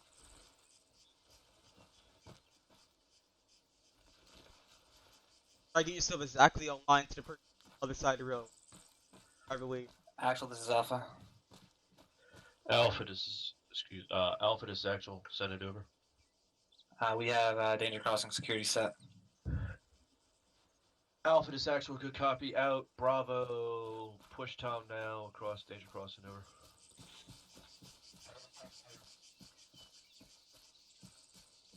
Actual. This is Bravo. Bravo, this actual. Copy out.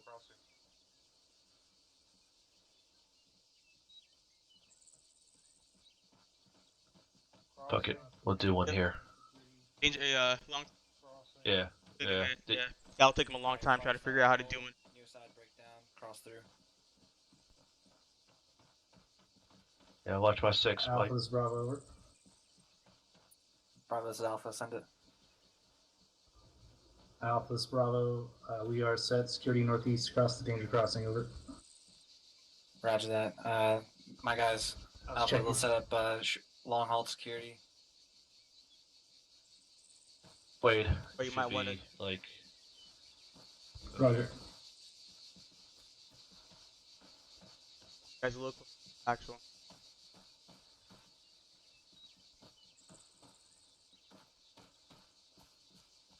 Morris, head to the other side of the formation. Bravo only. Gillen, shift right a little bit so we spread it out. Alright, looks like I'll need a little help. Alright, Alpha on me. Alpha on me.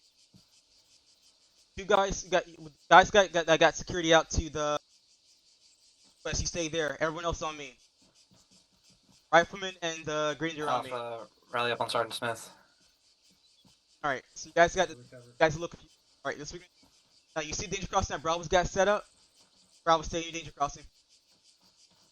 Say again, Sergeant? Stay on your danger crossing. Come on, yellow. Next Should mark, be. thank you. Yep, go stay on your danger crossing. Yep, just try to create it. Can someone be the 4th man in Bravo for me? Does he want us to go back where we were? Yes. Set up security at our last position. Mike. Be his. Yep, just format 10 o'clock and 2 o'clock. Over This is there. for us. Look out to the northwest. My Private McCoy might want to scoot up a little bit in line with those guys on the rocks if you want to. Gillen fell alongside with Private McCoy. Alright, so if you're the trailing team, you're gonna get yourself you're gonna get your security almost exactly identical, and that's what I mean by exactly identical to the point team. So if you're gonna get security out to, let's say, your 8 o'clock position, you're gonna make sure you're aligned to this team right here. You guys get what I mean? Yes, Sergeant.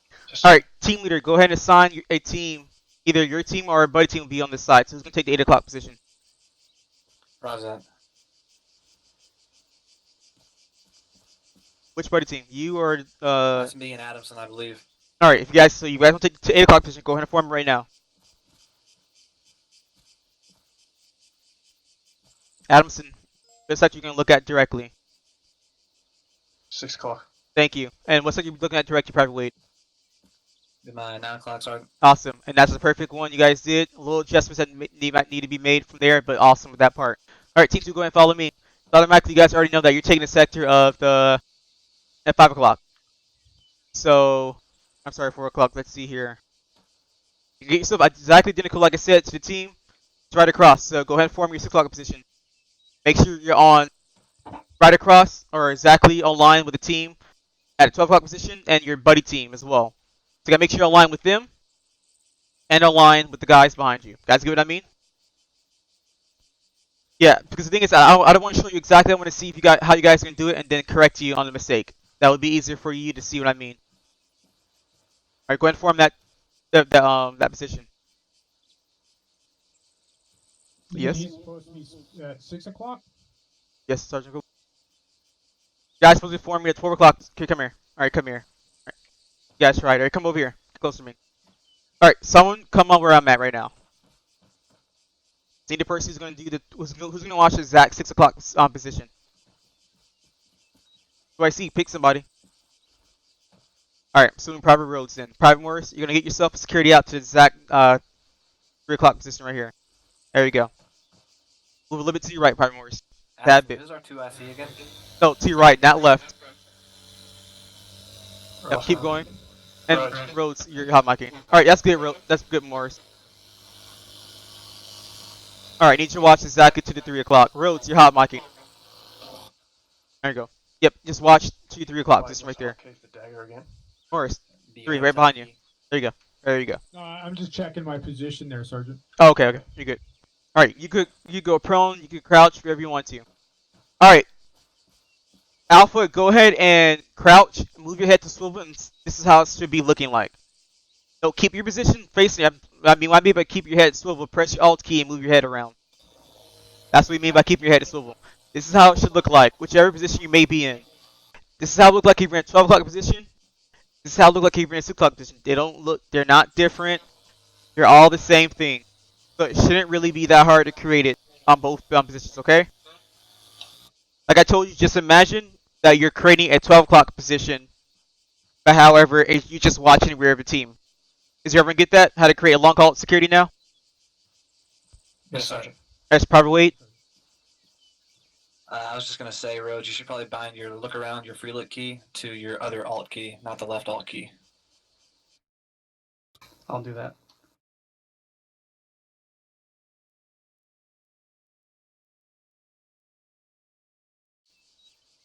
Alright, so now you guys know how to do a long haul.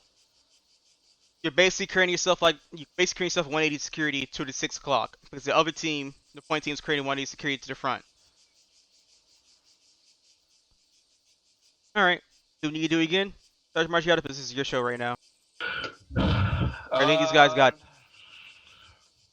They'll work on it some more. I think we should move on. Alright, reconsolidate, Bravo. I'm at Alpha. Follow the instructions of your squad leader.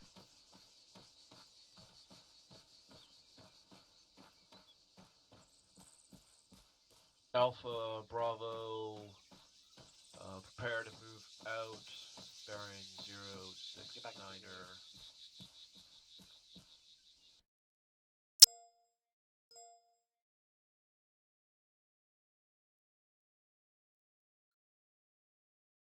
Good copy, Bravo. Pushes out Tom now, 069er.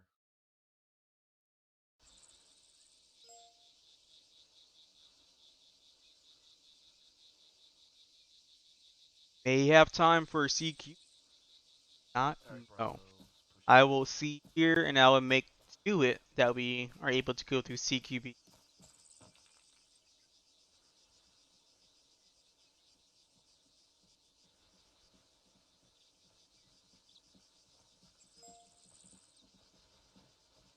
Bravo, halt flags here. Yep, what's going on back here?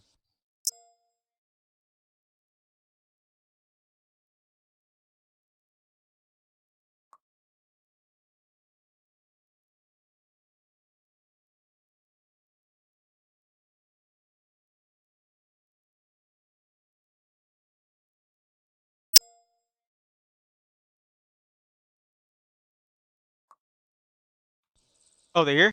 Alright, where's... Oh, they're still over there? Great. Just get back into a wedge.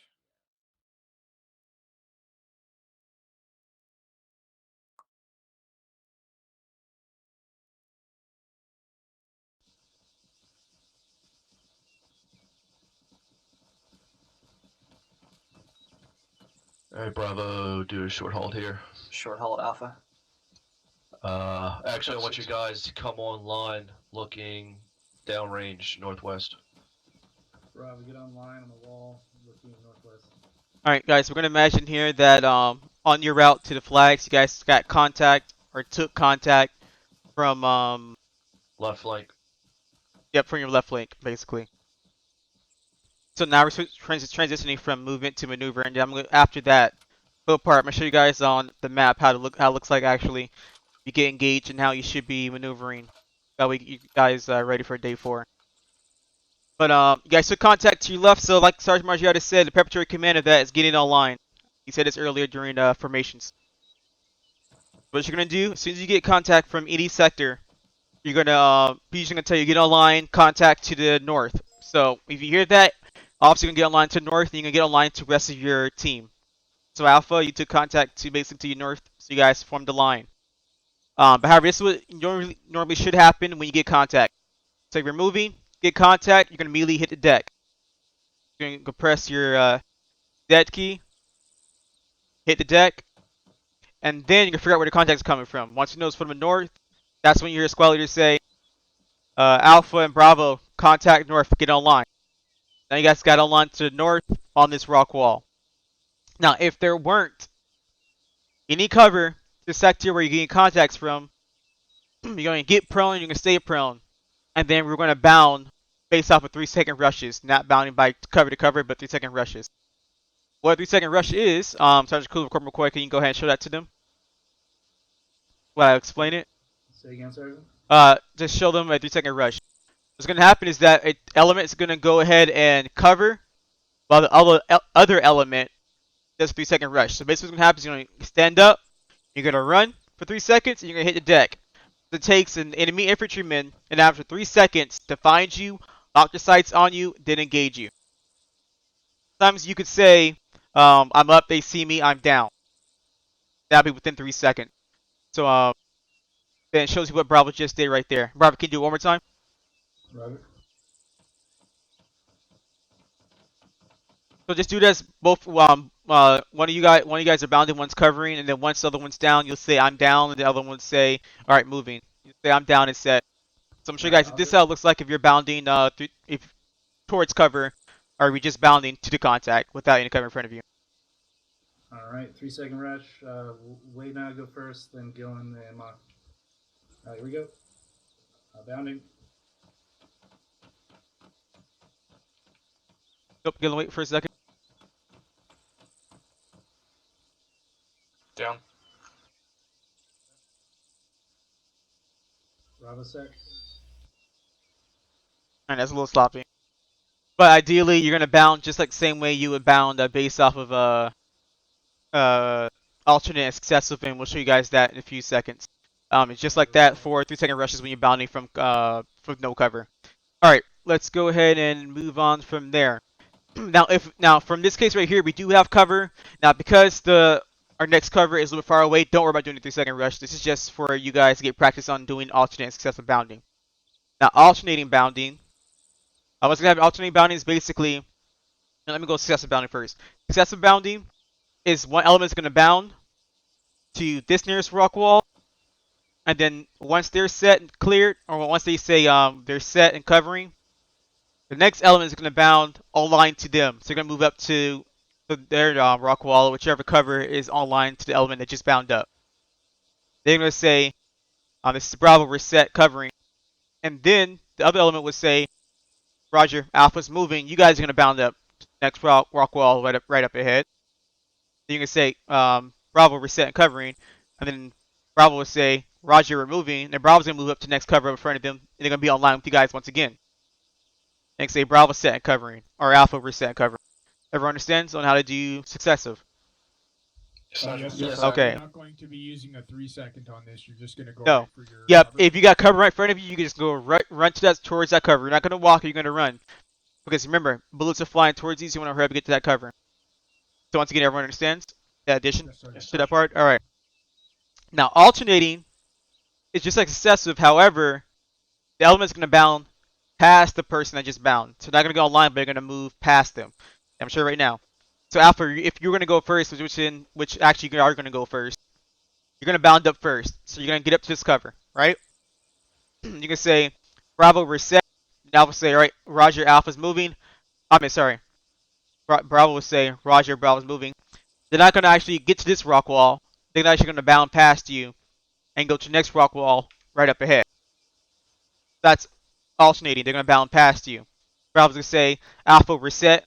And Alpha, you're going to say, Roger, we're moving. You're not going to go to this next rock wall right next to you. You're actually going to bound past that and go to the next one. Everyone gets what I'm saying? Yes, sir. So it's just like leapfrogging. Alright, so Bravo, can you show them real quick? Roger, Sergeant, how'd you like us to execute? Just do it. Just have you and Wade do it. Just do alternating. Alternating, Roger. Yep, just pretend wherever you stop, there's cover in front of you. You don't have to get all the way up to the rock wall, okay? Roger. All right, wait. I'm gonna push up 3 seconds, get set, and then you'll bound past me another additional 3 seconds. Whoop. Roger. Bounding. Set. Covering.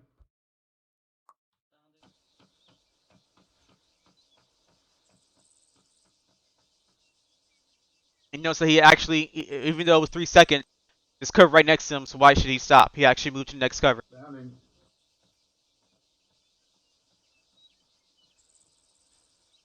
Alright, thank you guys. Thank you. You guys go ahead and recover back here. So you guys get what alternating looks like. Yes, Sergeant. Yes, And Sergeant. you guys get what successful looks like. I didn't want to go over that, so I'm pretty sure it was self-explanatory. Everyone gets what successful looks like. Yeah, success is online. Yep. Alternate is leapfrog. Yep. Alright, now I can actually demonstrate this. You guys can actually do it now. Alright, so Alpha, you're gonna go first. Bravo, you're gonna go second. Like I said, you do not move unless another element's covering you. So you gotta wait for them to give you the order. Alpha, this is Bravo, reset and covering you. Now, like we said about brevity, you don't have to say the whole full thing. Alpha, this is Bravo, reset and covering you. Over. Just say Alpha, reset and covering you, or you can say this is Bravo, reset and covering you. Everyone understands? Yes, Sergeant. All right. When you hear your set, they're set. You gotta make sure you call out that you're moving, so they know that you are actually moving. So you can say, Roger, Alpha's moving, or this is Alpha moving. All right. So go ahead and start it off, Alpha. You're gonna bound first. And it doesn't matter successful or alternate, you're just gonna move to the next cover. You're gonna see the transition. But this first part is successive. Alright, go ahead and start it, Alpha. You can say this over your squad net, Alpha and Bravo. Bravo, this is Alpha. Alpha's Bravo. Send it over. We're gonna be bounding up to that next cover if you guys wanna cover us. Roger that. Bravo is set. Covering. Over. Roger, Alpha's moving time now. Alright guys, let's go. Check now. Don't call set until you're not moving. Alpha set. Roger. Bravo bounding. Bravo bound up.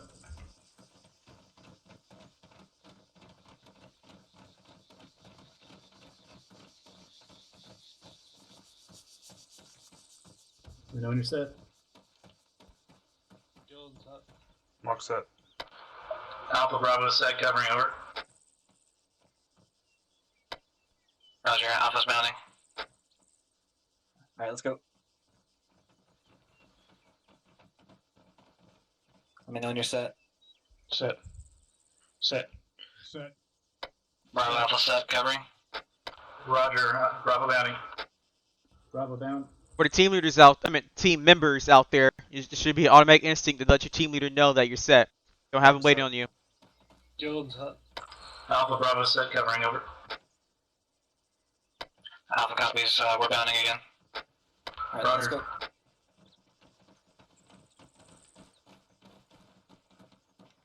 Adamson set. Road set. More set. Bravo, this is Alpha, we're set. Roger. Bravo bounding. Bravo bound.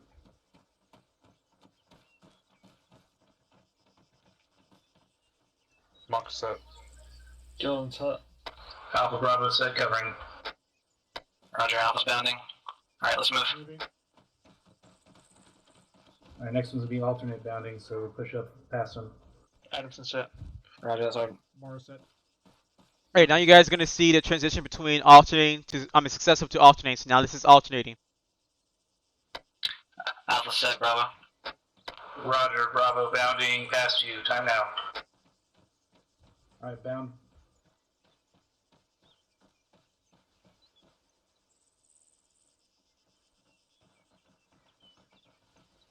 Mark set. Well, that was easy. Jordan's hut. Alpha's Bravo we're set. Covering. Over. Alpha copies, we're gonna bound past you. Bravo Alpha's that. moving. Alright, let's go.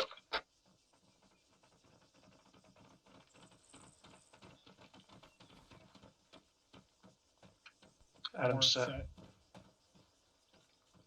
Hey, come back. You went a little too far. Road set.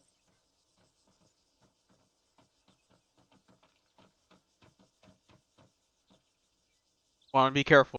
Just follow the rock walks like I told you guys before. Bravo Alpha set. Roger, Bravo bounding. Bravo bound up.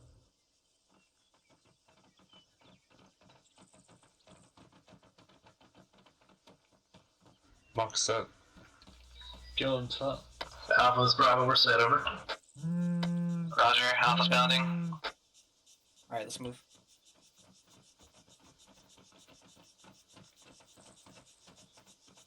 Mars is set. Adamson set. Roads is set. Bravo, this is Alpha. We're set. Roger, Bravo bounding. Bravo bound up. Mark set. Gillen set. Bravo is set. Alright, now you guys are in a good effective position to engage enemies effectively. Alright, thank you Bravo so much for your help. Alright Alpha, that was basically vertical movement.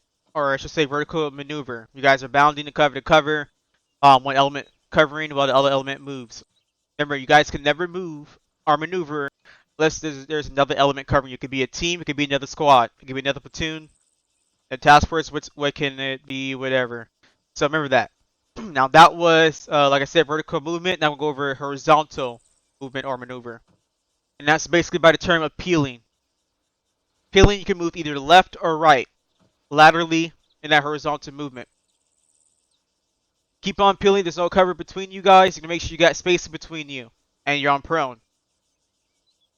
Now, peeling will start on the farmost side on the opposite of the direction you're moving. So if we're peeling left, the person on the far right will peel first. If we're peeling right, the person on the far what? Left. Far right, far left, sorry. Far left will peel first. Go ahead and explain that to you guys. I'm going to explain to you the preparatory command. Usually squad will tell you guys, alright Alpha Bravo, go ahead and peel left. You as team leader, you're going to say of your team net, you're going to say, alright Alpha, peel left. Automatically, wait to see the person on the far right, you automatically know you got to peel first. So once you hear Alpha say, alright, peel left, you're going to say, Roger, peeling, and you're going to move, and then you're going to say, last man next to the person that you just passed by. So whoever's right next to you on your left, you say last man. And then you're going to move all the way down to the opposite side. Make sure you get yourself space between the person that you're about to get yourself next to, and then say set. Now, automatically, Adamson, once you heard Private Wade say that he's set, once you hear Private Wade say last man, automatically now you know it's time for you to move. So, in other words, peeling is a non-stop movement. You're not waiting for the person who just started peeling first to get on the other side. Once you hear that person say last man, you're moving. So let's pretend, Wade, since you're already over here, can you come over here for me, please? So that you, Private L Wade. Go on my right. Nope, next to where you're at. Don't worry about that. Stay where you're at. Yep, get between me and Private Wade. Alright, Alpha Team Lead, go ahead and say peel right, or say Alpha peel right. I'm the person to the far right, guys. Remember, I'm the person far right. Roger, peeling, last man.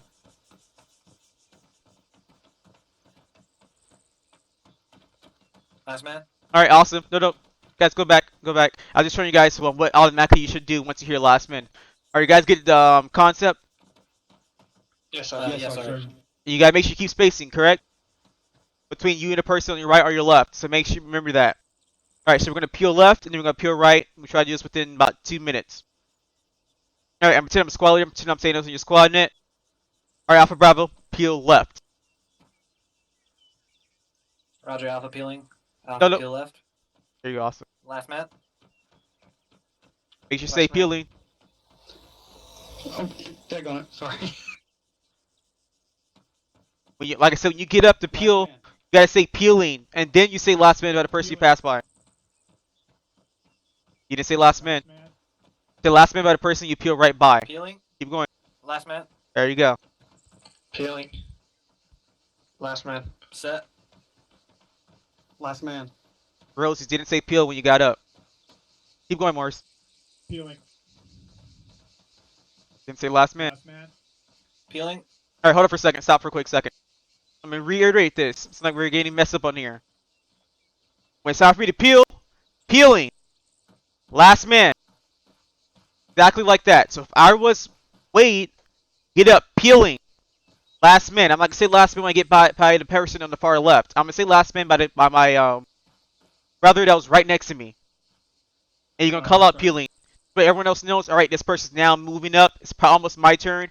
And when you say last man, alright, time for me to start moving. Everyone understand? Yes, sir. Alright, Interrogative. yes.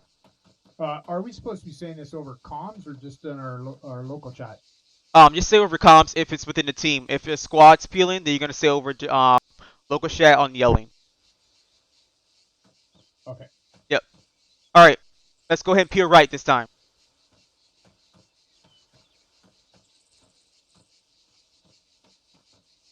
What? Alpha, peel right.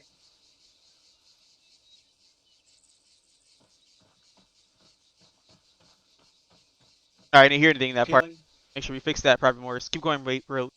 Peeling. There- Last man. Peeling. Last man.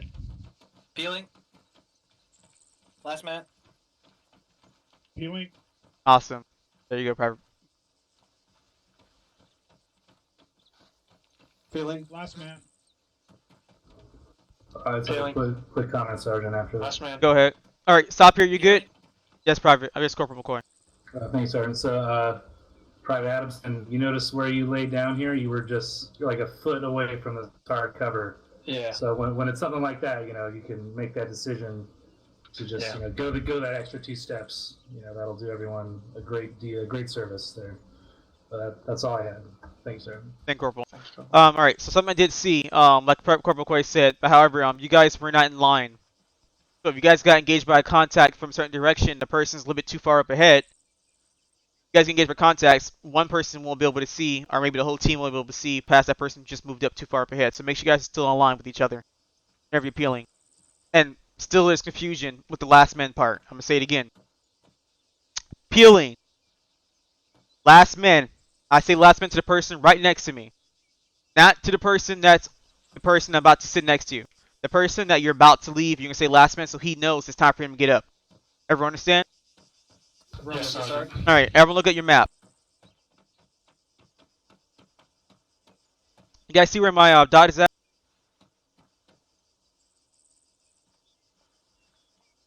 Just say your sir. name when Yes, you sir. see it. Wait, I see it. Adamson says it. To the Rhodes northeast. doesn't see it. To your northeast. Look to your northeast.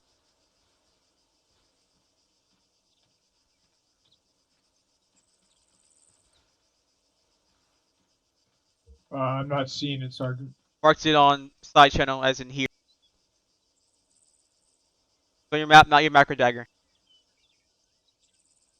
Now look at your macro dagger, look at your map. I'm looking at the map, Sergeant. Okay, to your northeast. You don't see a marker Is placed it as here? beside the green point. No. Yeah, you guys zoom a little bit all the way out to your northeast. Oh, Roger, I see it. Yeah, there you go. Alright, I'm gonna show you guys real quick actual way to maneuver. Okay. Say this is where we are at right now.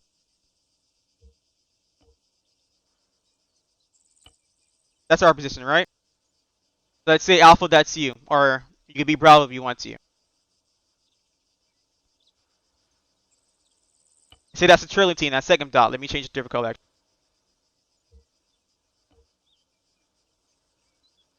That's Bravo right there. Now, if we could say we get contact to our direct front, right there.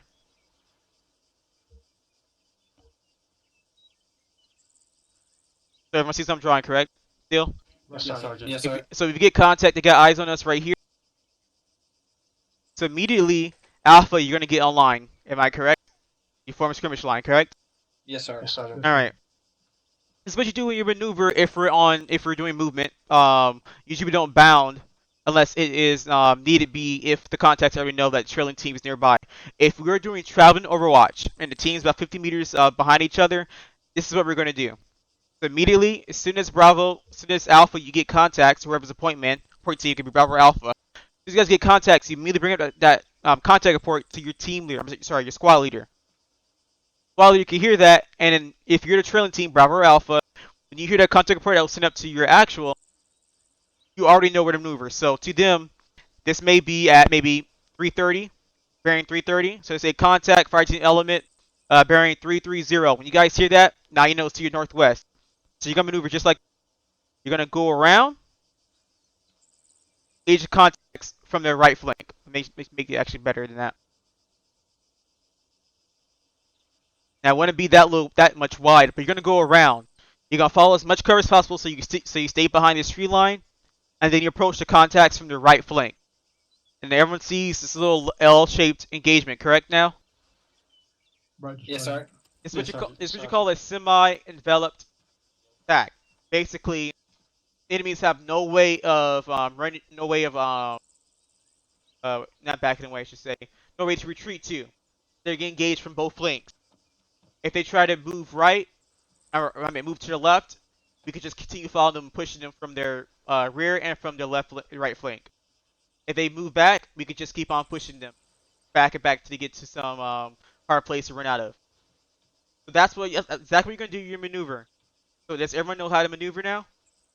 Yes, Sergeant. Yes, Sergeant. All right. Yes, So sir. this is basically the playground way of seeing it. It's a little bit different when you get engaged, but this is how you should almost kind of maneuver. You can maneuver to the right hand side if you want to as well. Hit contacts from the right flank. Now, if we were getting engaged from our left flank, let's say the context is right here, and they saw Alpha and engage Alpha, Bravo, you can automatically just shift a little bit and engage contacts from our left flank still. Now, if they're engaging you, Bravo, Alpha, you're just going to turn around and then hit the contacts from the right flank. Or the left flank. Like that. Everyone understands how to maneuver? The little Yes, small sir. concept? Okay. That's Yes, basically sir. how we do it. Alright, now we're done with that part. So you guys, what contact report is. A contact report is basically something that just engaged you. Took shots, that's a contact report. If you engage something, then that's a contact report. Okay? Yes, Sergeant. Yes, Alright. sir. Now, on time you engage in something, it becomes a contact report, is if you're given the order already to fire at anything you see. Just if we were defending a position. And then an infantryman comes up here. That's a spot report, but however, we were already given the order to engage anything we see from that sector. So, you can engage him before that contact engages you, and he's immediately a contact. So, contact report is only if you're engaging something, or if that thing is engaging you. Alright, so we all know the contact report. Let's go ahead and move on to spot report. Spot report is if you see something. It could be if you see a civilian. It could be if you see an infantryman with a rifle on his hand. It could be enemy infantryman with a rifleman in his hand. That's a spot report. Anything that's not engaging you is a spot report. Now, only engage something if you're given an order to engage already. Do not try to engage something that's probably 50 meters in front of you. Probably we already have a plan on that contact or whatever. Just send it up. I'm sorry, not infantryman. Send it up so then you get orders from your squad lead to engage him.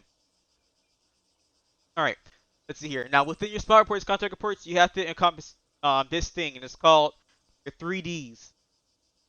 Distance, description, and direction. Let me reorder that. First, you give out direction to contact, or the spot report, or wherever you saw. And then you're going to give out how far they are. Then you give out the description. What happens is that when the squad leader hears it, he takes out his Android. And then when you give him direction, he's going to go ahead and try to figure out where it's coming from. Look around there. Then you give him distance. Now he knows how far he needs to pull out that mouse at toward. Then you give him description. Now he knows what to click on when he places that blue force marker. Everyone understands? Yes, Yes, Sergeant. Sergeant. Yes, All sir. right. Yes, Sergeant. So, how should your spot or contact reports be explained as? Direction, distance, description. There you go. Awesome. All right. Hope you guys all wrote that down. I think that's everything we need to go over. We went over everything. We crossing. Base report. Yep, we did that. All right, let's go ahead and take you guys to your next fun part. Go ahead and follow me over. All right, I'm gonna pair you guys up with Sergeant Margiata, unless you want to Z Sergeant. No, I'll run through. All right, so you're gonna pair you guys with Sergeant Margiata. Your mic's gonna be private mock. You guys get your brief. Overwatch course. Yep. guys get your briefing. My Sergeant Margiata, go ahead and teleport to Browning Overwatch course. I'll get you guys there. Yeah.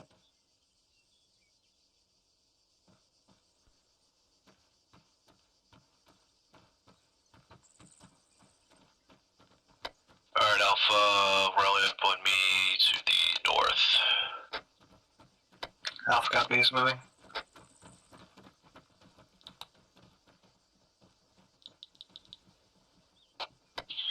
Aries, for check frequency. Is that 4, release you forward, 3-1 over. Good. Is that 4, release you with Reliant, 3-1 over. Roger, Aries out. Alright. I don't know how. Alright, gotta wait. There we go. Alright, I don't know how long we need to do this, but try to not make it that hard. Make it about within 15 minutes. Can we do that? No. And then, if we can, we might be able to go over a small portion of CQB and then complete the full portion of CQB on day 3. Alright, I'll bring him over here. For copies, I'll shoot for 1.5 mics. However, we have 30 minutes. So if need be, we could take it to full 30 minutes and then see what we could do on day 3. You're crazy. I know. Let's see. But I appreciate the wishful thinking. yeah, but 80%, we're not gonna finish this in 15 minutes. I already know it. But I just want you guys keep keeping that mindset so then it won't go over 30 minutes though. Yeah, don't. Yeah, you know the fuck. Alright, I'm gonna give y'all a couple minutes to go if I can take a piss break, get some drink, eat, whatever. Hello? We're waiting on 1 times and we're good to go. Over. Hello? All set. Correction, Op4 is good to go. Over. Yep, give some time. They're gonna get itself in a little break. They're gonna get himself refreshed, and then they're gonna go ahead and commence the course. Roger, Op4 refilling vodka, time now.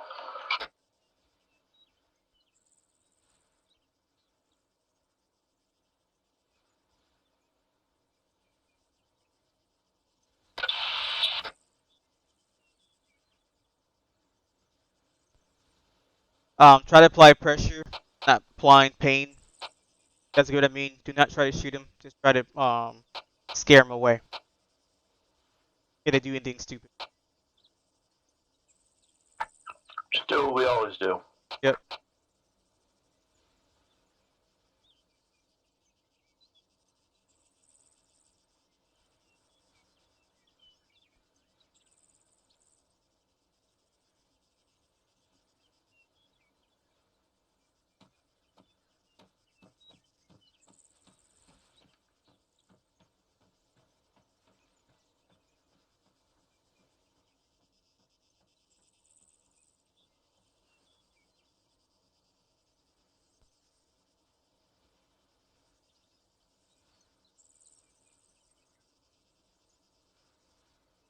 Gotta hurry this shit up. My whiskey bottle is empty.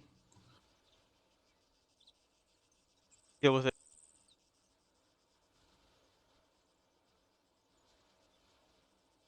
You shocked me tonight, Such Smith. What? You shocked me tonight. Why? You asked me to show when we did that bounty thing. You called on. Because you're the only one nearby, Oh, that was it. and you were the only ugliest one that will make these guys pay attention because your face is so ugly they can't get distracted by it. Wait, uglier than me, Who else? sir? No, his face ain't that ugly, but we had to give you a break though. And also, you're the lowest ranking helper. Yep. We're standing up behind the sandbags down there. Sit down, they can see you. Tell him. I know they're not looking right now, but just get down. Yeah, tell him. Give away your position before they start shooting. Tell him that. Tell him that. Mm-hmm. And go get this these mortar tubes down. These guys get the easy route. Gillian, they can see you, man. Get down. I know, relax. You have a giant thing on your back. Of course they can see that thing moving around. They're not even there yet. Doesn't matter. If do you want to give away your position? This is not my composition. I'll move.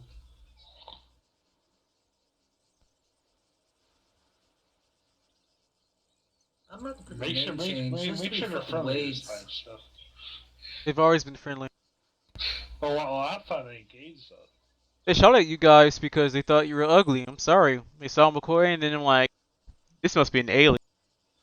Hey, sorry, how do I do a name change? Because there's too many fucking Wades. I want to change my name to Bob Vila. Can I do that? I don't think no one likes you. Only if To you call change you it to Bob Baba Villa. Booey. But who's that painter guy? That's like, I'm Bob painting, Ross? I'm painting fluffy clouds. Yeah, it's Bob Ross. I want to be Bob Ross. You can't. That's against the naming policies of the 506. What if I misspell it to like 3 S's? God. Now I'm painting fluffy clouds with an EPI 200. Alright. Whoa, whoa, whoa. I know you're trying to beat yourself off, but don't do that in my game. Oh, it's my dog. Oh shit! Uh-oh, y'all dead. I'm sorry. What was that? Wait for a minute. We're fucked. I'm gonna revive you guys. What the fuck? Okay, mission success. Let me get Smith. Smith. I swear. Ares is op 4 on tree 1, be advised. It's that not like was, I intentionally did it. Calm down. NG on the mortars, over. And like it was intentionally done. Well, they win. For some reason they decided to change the group because they decided to rebel against me. Because they thought you were ugly, Sergeant. Nope, I'm telling you. And they went right on your position. You know that, right? Yeah, but they didn't kill me. It killed me. Landed right on you too. Look at the mortar tube landed at. Yeah, you're the one with that. Yeah, because I ain't invincible like y'all.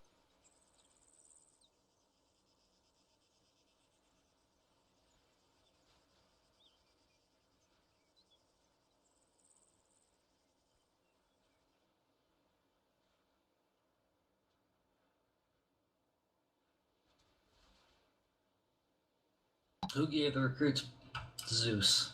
God damn it.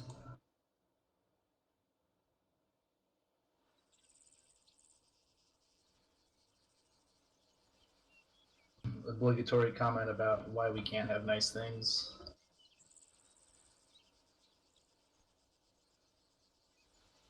Also, how you get ants. Or crabs. That's how you get ants. Or crabs. Or crabs. That's how you get ants. Do you want ants? Because that's how you get ants. Somebody's watched too much Archer. But way too fucking much. I love fucking Archer. Someone needs to leave the group. Someone's screwed up with the private. Me? No, it's not me. Oh, Mock. Never mind. Mock screwed up with me. Oh, yeah. He's Doc, so. No, Sergeant March, you got it. Never mind.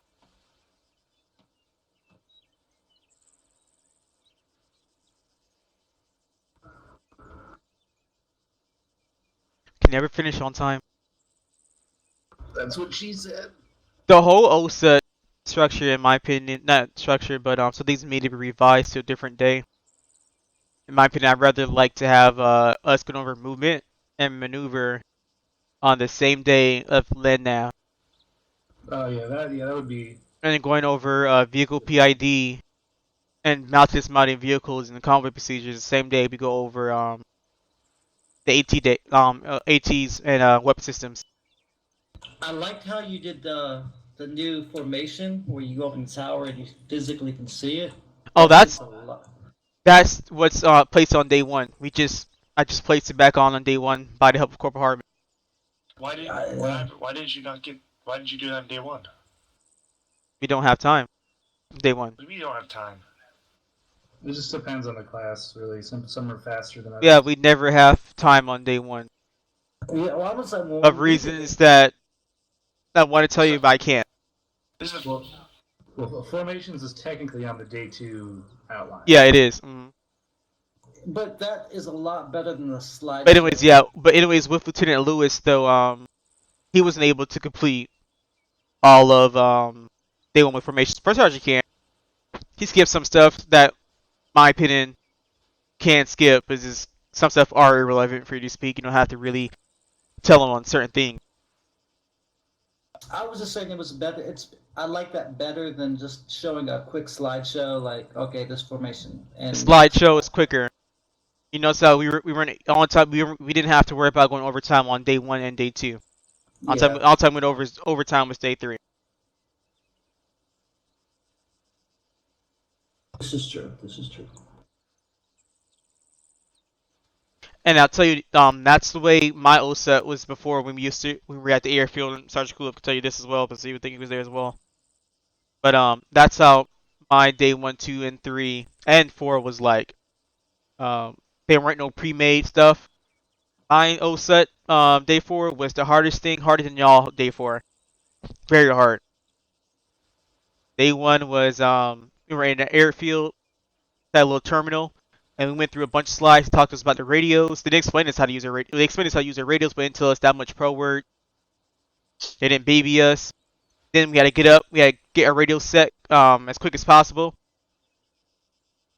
And then day 2, formations was right outside the classroom, so we didn't have to take the teleporter and do everything forever. They showed us a quick danger crossing,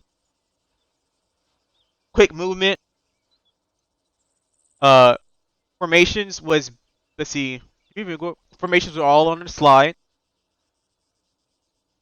And then vehicle PID, the course was quick as it was very quick because they didn't put that much vehicles on there.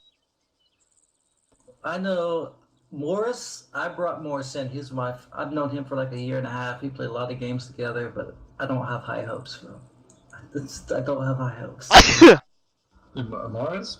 Private Morris in this class? Yeah, I've known him for over a year. He's good people, man. He's good. He is good people, but I don't know, he filled in my fire team in a squad training, did just fine. I love him to death. I've been playing with Elite. He filled in for me as well. And that was like way back then. That was when Private Wade's first time in our squad. Oh Lord. Yeah, I remember those days. You got hazed. You got really hazed, Private Wade. I got fucking hazed. I'm still getting hazed. What are you talking about? Thing is, Private Tayas and Private Bows don't deserve a haze. They're intelligent enough, you know. Happens to all of us. Once you hit PFC, that's like. You only haze the ones you love. There you go. Well, I love Private Bows and Private Tayas. They smart and they're really good with the weapon systems that they have. Sorry. That last class was fucking killer. That fucking no.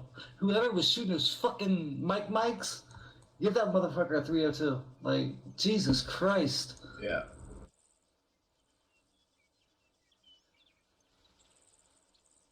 If he don't take a 302 spot, then he's wasted. Up 4 is Blue 4 over. The guy that was shooting those fucking 302s, those Mikes in the last class. I'll tell you, some of these guys were waste of a billet. Like Private Stark should have went 11 Bravo Infantry, but he's a good team leader. Oh yeah, there's definitely some spots that need to be filled. There's some people who actually need to take spots that are adequate to their ability. Like Private T Wade, he's better than the last private we had, Private Wade L Wade. Oh, that's you. Shoot, got you in here. Fucking hell, dude. Really? Just messing with you. I'm just messing with you. I know I suck at it, but I don't have a lot of practice. No, I was just messing with you, dude. I was just messing with you. No, I really, really suck at being a squad leader or team leader.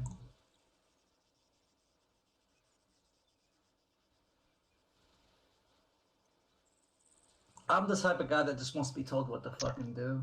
I can't believe Seth lost you had to go. Well, he went reserves though. Alright, make it last 20 minutes, boys. You only got a few minutes left. 15 or 40? I thought you said 15. 15 minutes, because it's 9:41. That's why I told you guys 15.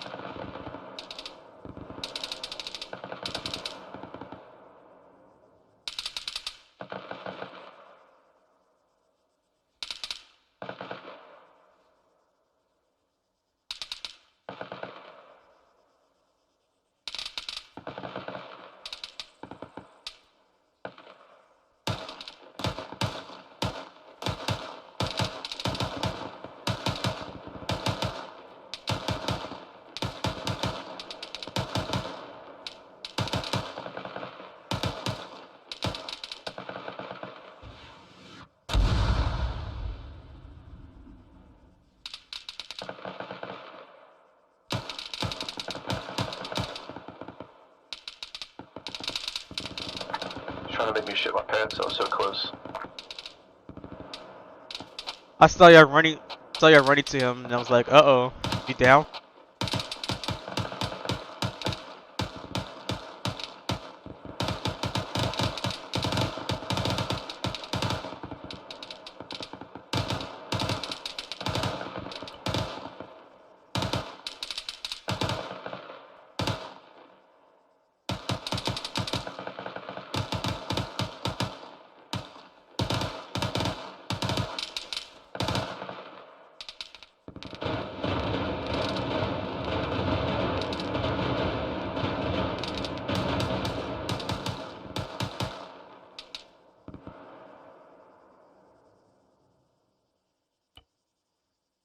Alright, take it forever to move. Might soon do stuff. So should I be asking like why you're not shooting at the guy that just ran out? No smoke.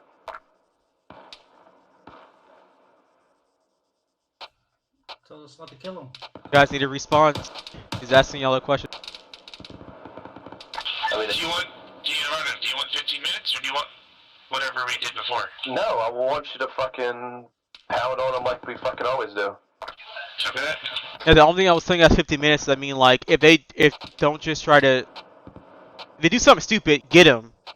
But just remember about the time limit we have, is what I'm telling you. Hey, bro.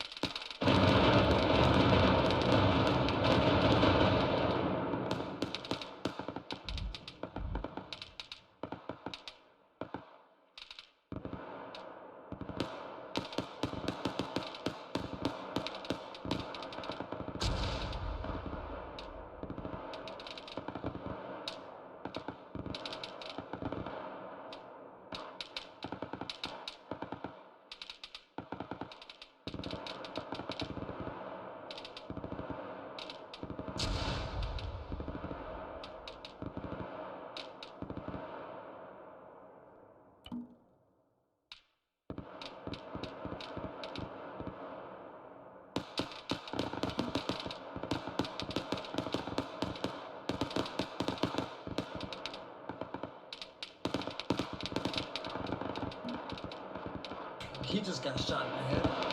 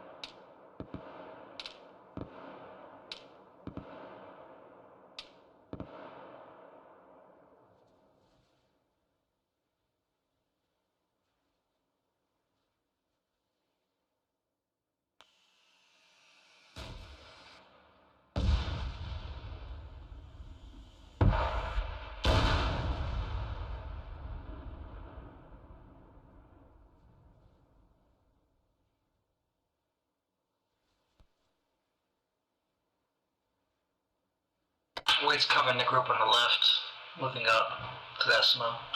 Actual, do you want to Do you want to let him know he's on the wrong net? Over. I got it. Wade's covering the grove on the left.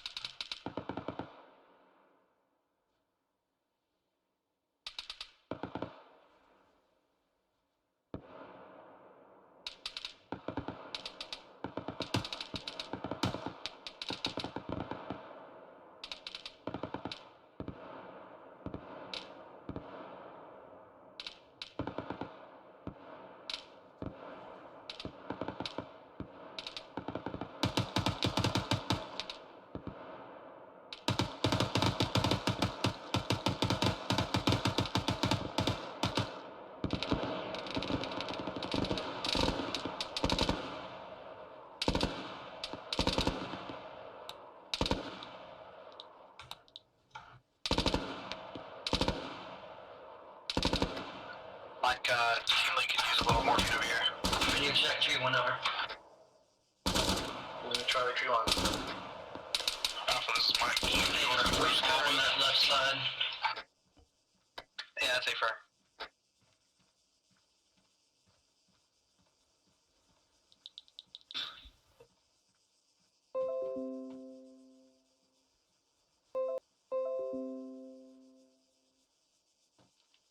Team 2, are you set?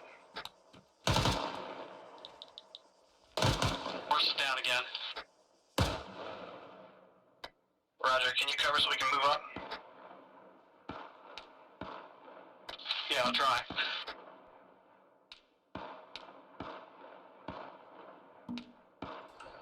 Alpha's moving.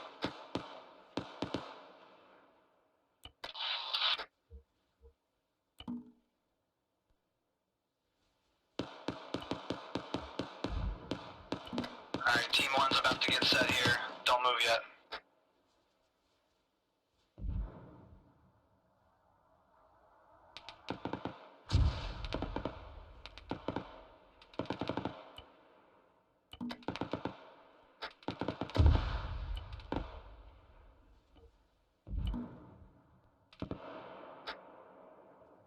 Yeah, I seem to be good here. Roger that. So, in a minute, we're gonna pop up and cover you. What you're gonna do is move back to the left flank so you can cover us as we move. How copy? Roger. Alright, we're about to cover you right now.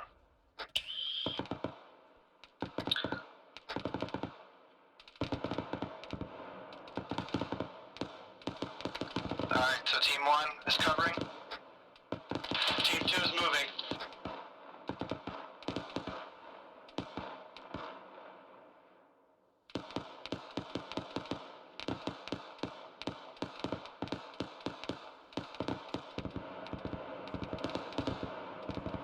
Team 2, what's your sit rep? You set? Yeah, we're set. Give us a few minutes. Roger.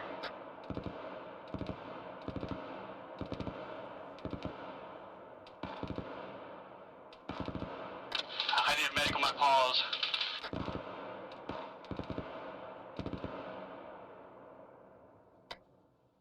Mike, I need a medic over here. Adamson's down.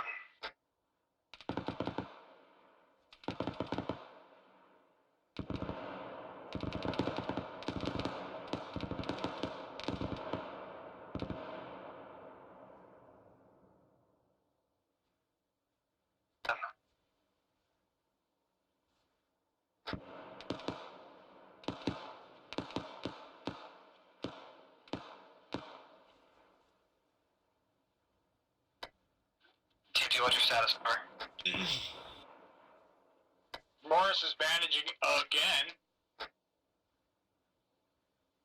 Okay, what about the rest of your team? Pop that guy in the head, I didn't mean to.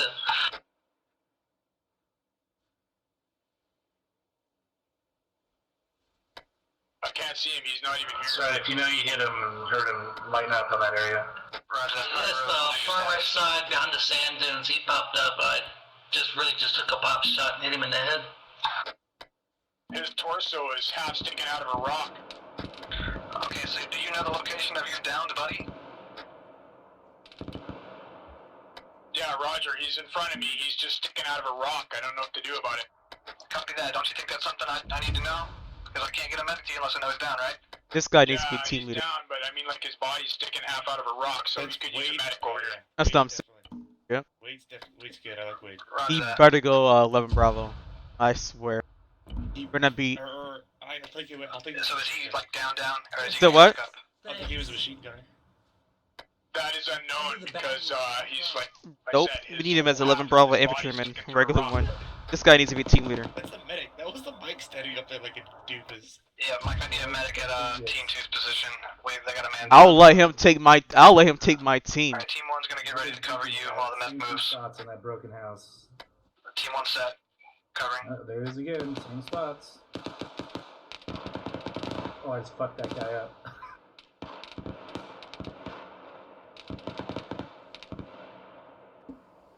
They're gonna get medic. Alrighty, here. Still haven't made it all the way up. That was And like I the haven't been worst polite, hyper no fire I've pressure. ever seen. Alright, fire. They all stood up and started shooting, both of them. Yeah, I popped two of them. Like a full stand behind cover. Like I could see their knees from below their knees to the top of their heads. They were standing in that far out of cover. Alpha. Yep, and in the same two spots that they're peeking the whole time.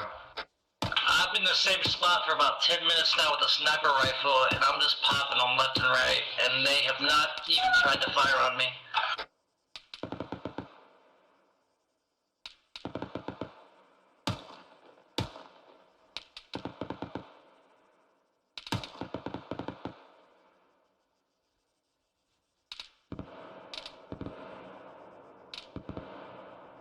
I have not took fire not once in like the past 10 minutes. Morris is I on haven't bad. moved.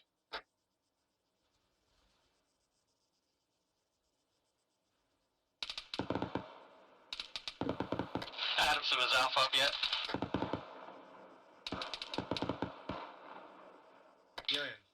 Alpha, this is Adamson. Lights down.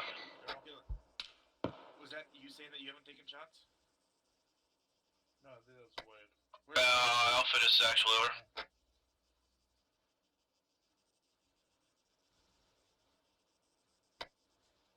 Alpha, this is actual over. Are they all dead? No, there's one peeking right side No. of the sand dune thing. You got two behind. You got Actual, this is Alpha. Adamson's taking over at OSUT. Wait, Send it. wait. Yeah. Remember, Copy, I was just seeing how actual is doing. to go down. I mean, Alpha's doing, They excuse me. haven't, be they, suppressed. they haven't Why shot just me down? one time. Just saying. Yeah, They they managed. yeah, but they have Over. not shot one time. In my direction.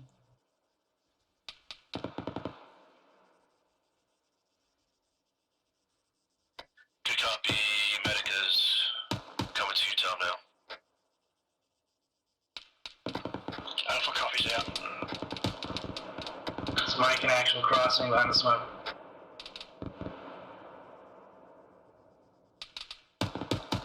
Alpha team, check in.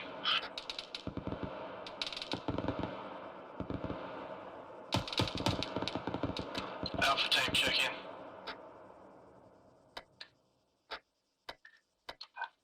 This is Alpha, taking over IC. Interrogative. Do you want us to lay up so they can move up? Because they Copy. haven't moved in a while.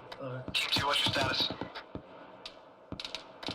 Morris is Yeah, ready. you be lighting it up just a little bit while they get medical. Rhodes is Repack ready. mags or something. Roger that. Get set. It's all Cover Team 1 while we move.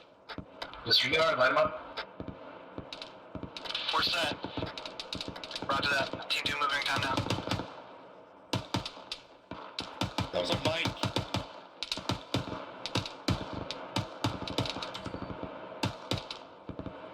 Remember PID, Mike in actual. Yeah, someone just took Mike down. Team 1 is set.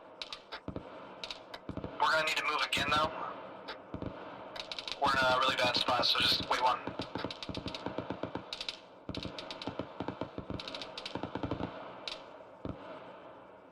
Team 2, are you good? Yeah, we're good. Roger, Team 1's moving, can you cover? We'll give you cover.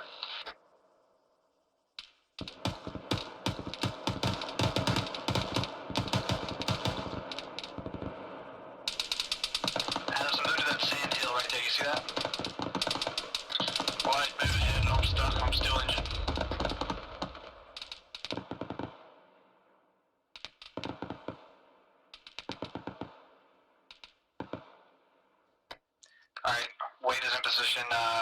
Adams got left behind.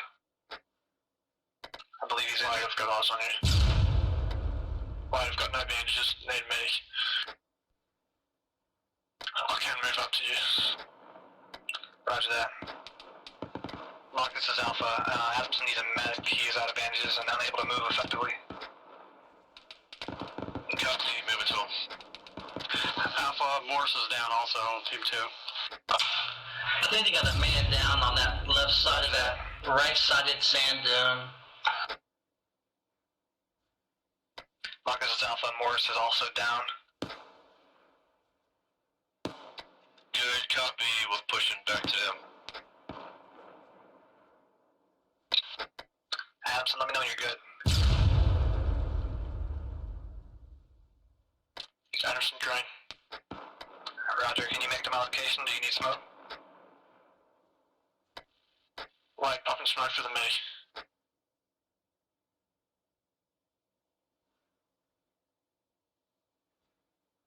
Roger, I'm gonna pop more smoke for him.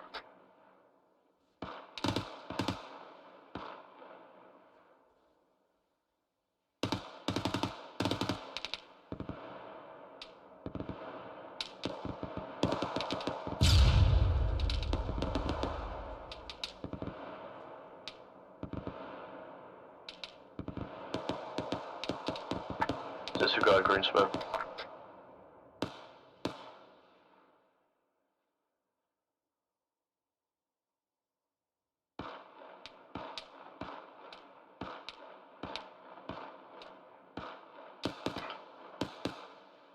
Mike can actually move back behind the right side sand dune.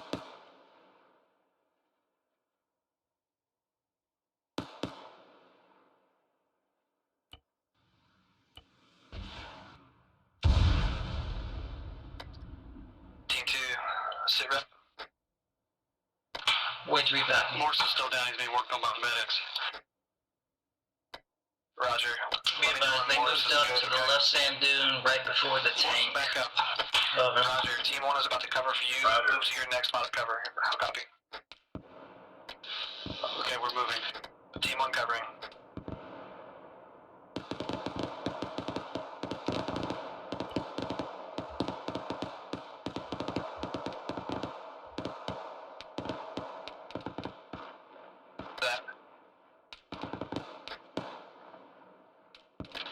We can't move, we're under fire.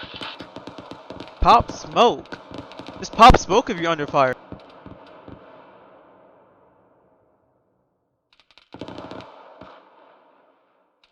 Try moving now, they're focused on us.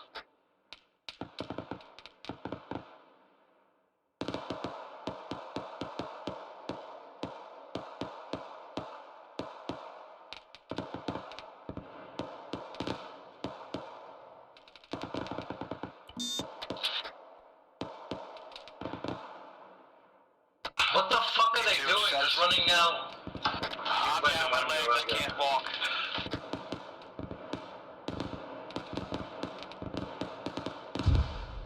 Do you still have a medic with you, over? Yes, we do.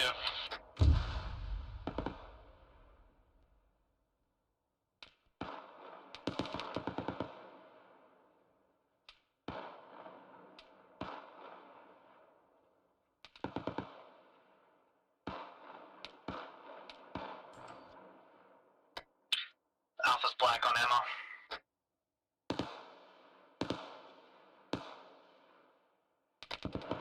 Copy. Does your battle buddy have a mag he can give you? Oh no. There was a check. Run that.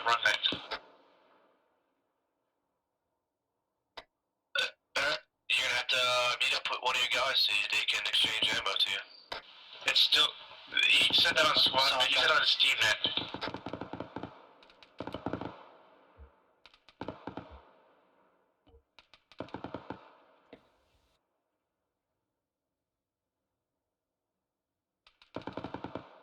Alright, Team 2 is about to make a move to the left flank. I need to rally with somebody to get some ammunition. What is your status, Team 2? We're still back in our cover pretty far back, though.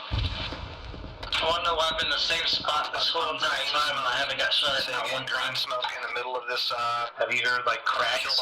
No, nope, not a wisp, not a crack, nothing. They have not shot in my direction not one time. Roger. Roger that. We're popping smoke now. And it's not like I'm hidden. I'm standing here in the middle of a fucking open way.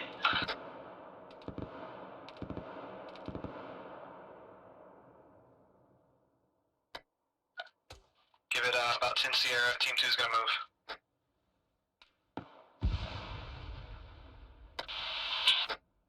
That was a poor smoke. Dude's still laying down on top of the tower.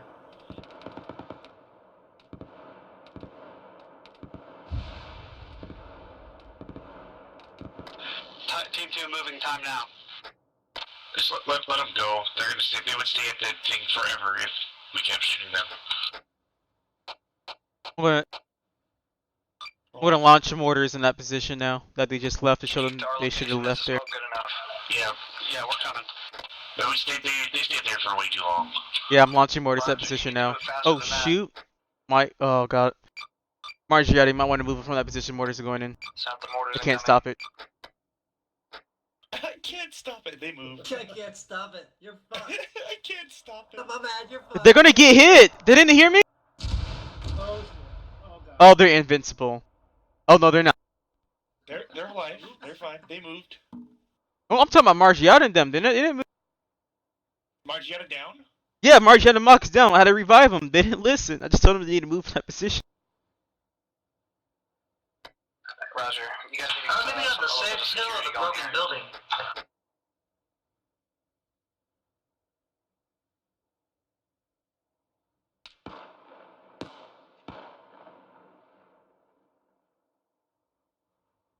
That's not where you want to peek from.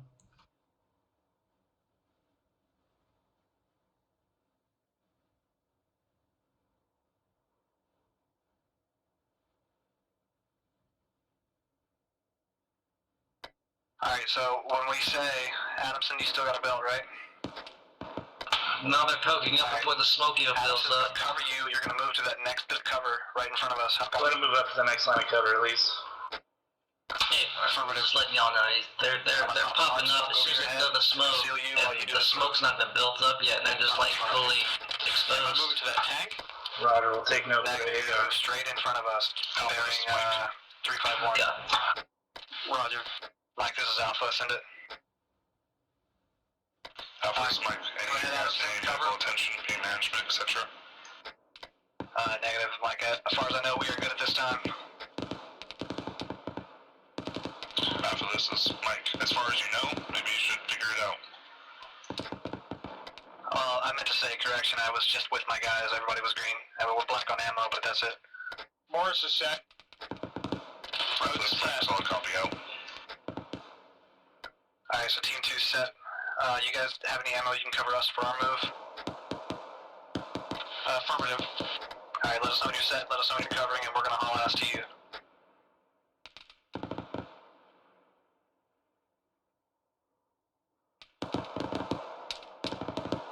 We're set.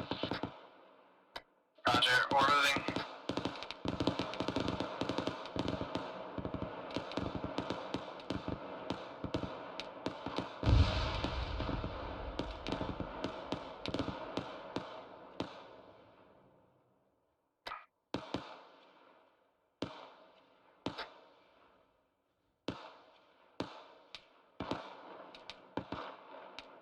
Team 2, what's your status over?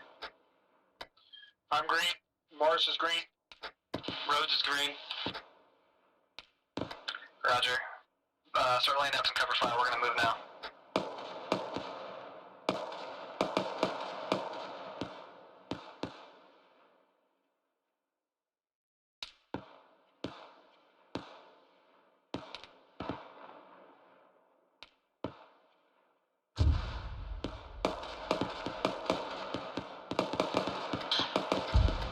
Fuck. Alpha to your right.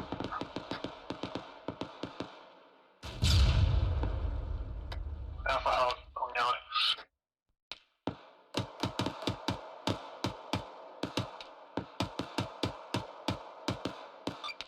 Mike, this is Alpha, over. They got a guy by himself behind a rock. Alpha, this is Mike, send it. We're about to smoke location. We have a medic over here. 2 of us are yellow. And I A believe big one of rock us at is his red. center. They got a guy by himself. Alpha, this is Mike, I can see you.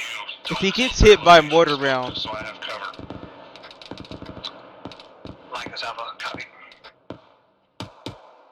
Alright, we need to get some smoke over towards, He's got at least one guy stuck on the left side behind the sand dunes with a tank. no one behind the sand dunes or the tank. Orange and yellow smoke. I just shot at him, so. Nope, they're all behind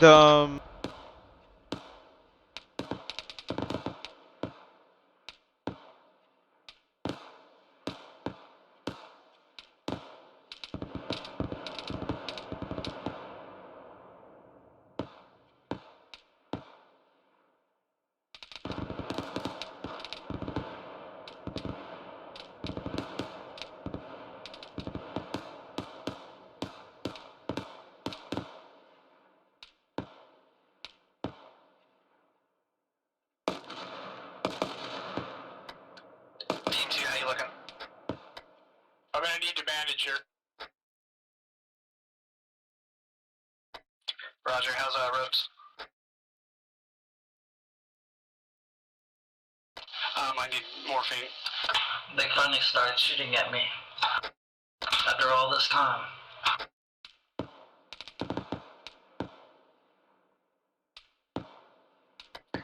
Adams, can you put down some cover on that fucking fire right there?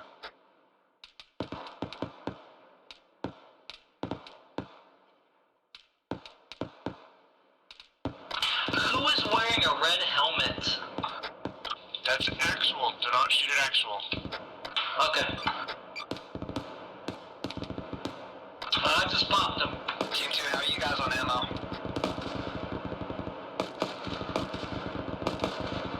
Team 2 seems to be okay for now. Will not shoot at actual anymore. And you take out the brown backpack? That's obviously the mic. Don't shoot the mic. Hey, I didn't know the red helmet.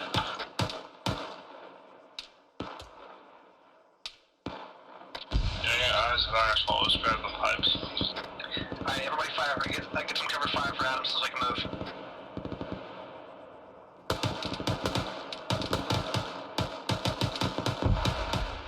Alright, we're gonna peel left.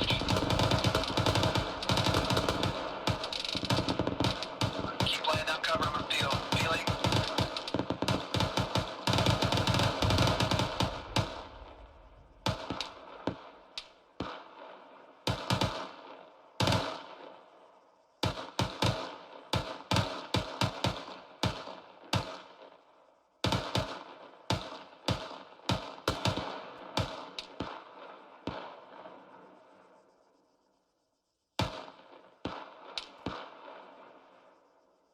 Copy.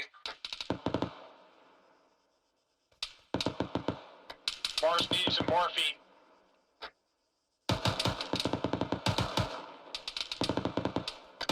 Actually, was there someone next to you that needs more of these wood piles? Yeah, I copy you.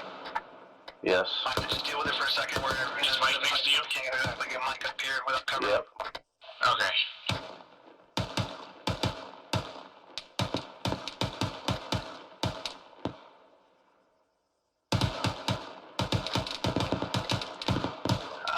Mike, this is Alpha. Alpha, this is Mike, send it. We're gonna lay down some cover fire. For you to get to our position. A couple guys. Alpha, this is Mike, solid copy. Roger, covering now. Alright, open up. Get some fire on those guys.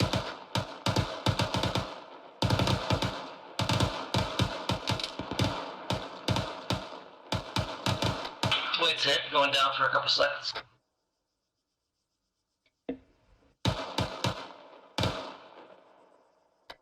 Alright, Mike's moving. He's almost.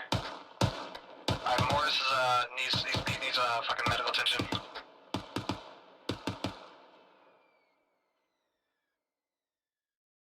Coming.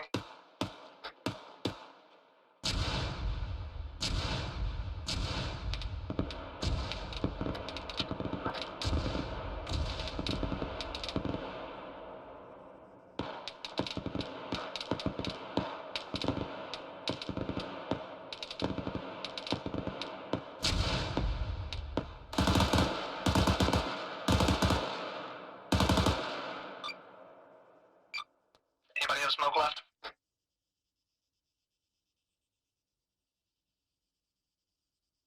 I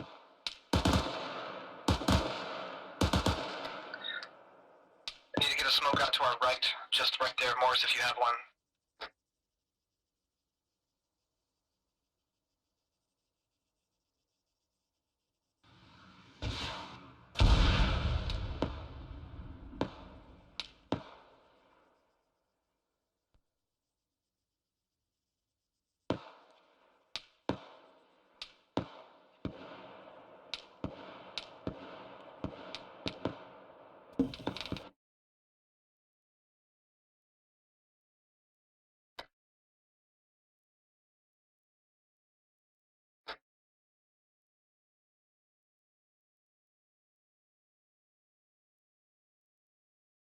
Why did he pop smoke behind the rocks?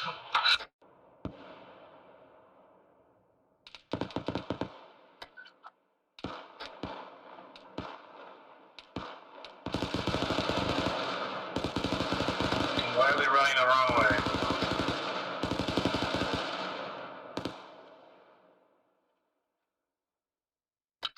Adamson's at Crine. Lights down.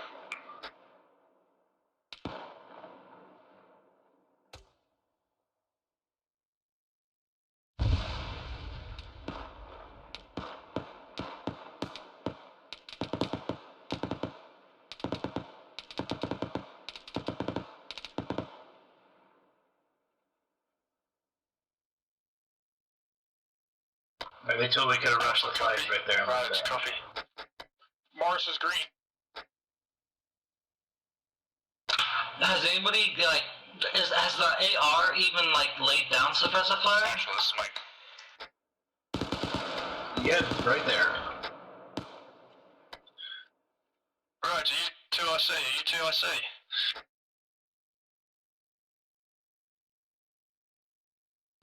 You say weight is down? We got a man down in the open. Weight is down. Over. Yeah, I got eyes on him.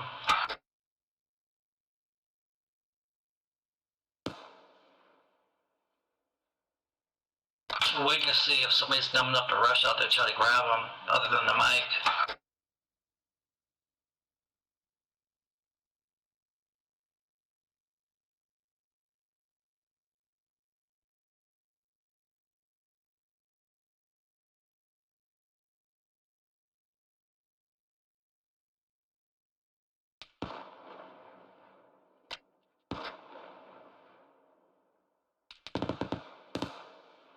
Middle, let's put some cover fire. Actuals in the open.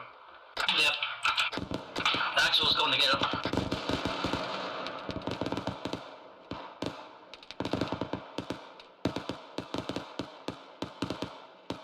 Coming back to you, Mike. My copies. Wait, it going down for a couple seconds. If you suppress, give it a 15-second suppression.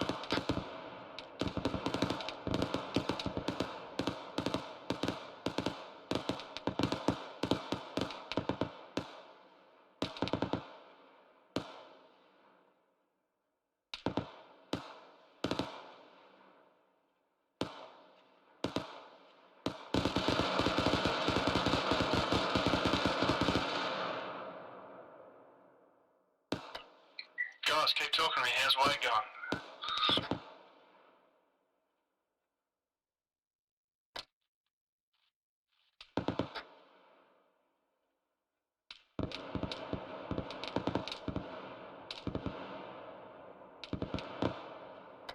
Adamson, this is Alpha. Over.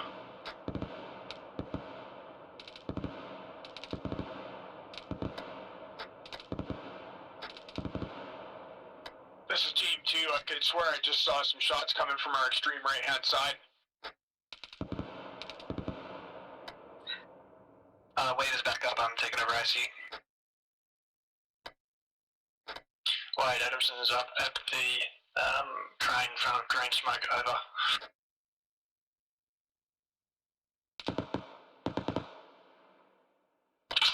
Be advised, I'm on that bulldozer over. Alright, let me get Adamson Adamson back over here. You guys copy, like, come left, Adamson, along this fence. We're gonna get over by this orange container. Yeah, I have eyes on one. Alright, team 2, get him covered. Dylan, you're getting hit. Yeah.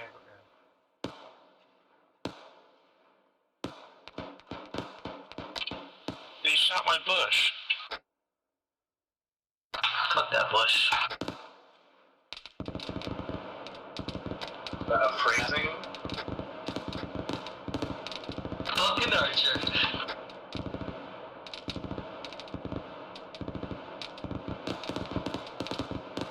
Don't waste your ammo.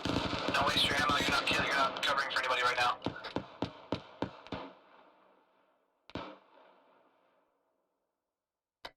Hey, we're close enough now, man. You can be pretty accurate with that fucking 40 mic grenade launcher. Wait, it's it going down.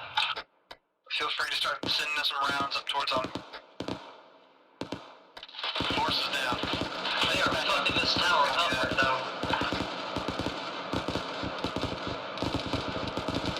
Alright, I need smoke on this fucking flags. Can we get smoke up there? Another one.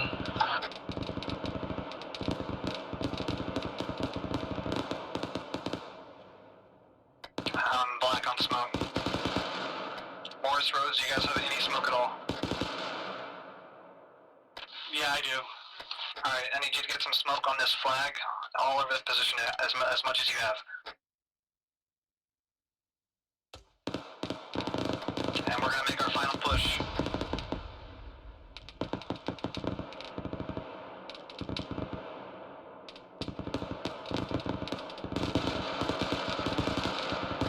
Morris, that height chain needs another 20 meters, 50 meters. That's all smoke I have.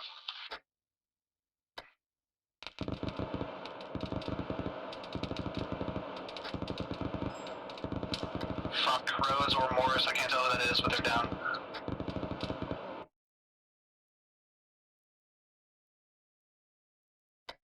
Mike, this is Alpha. After this, Mike, send it. My guys on the right, part of Team 2, one of them is fucked up pretty bad. After this, Mike, I copy. Yeah, to the right of that yellow smoke.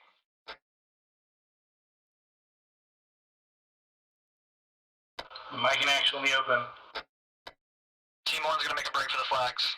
Yeah, there's one behind the fuel tank.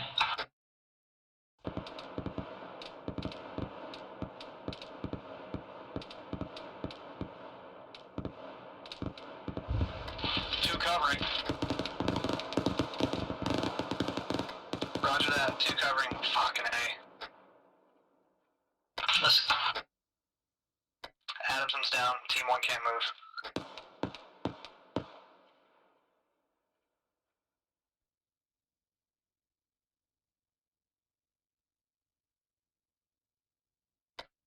Yeah, Mike, this is Alpha. Adamson's down. On my pause.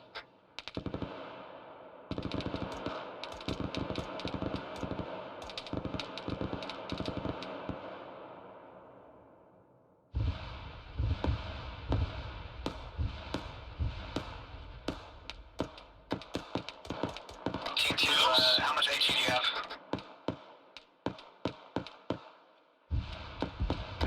Are those like 6? Those 4? I have 1 times AT.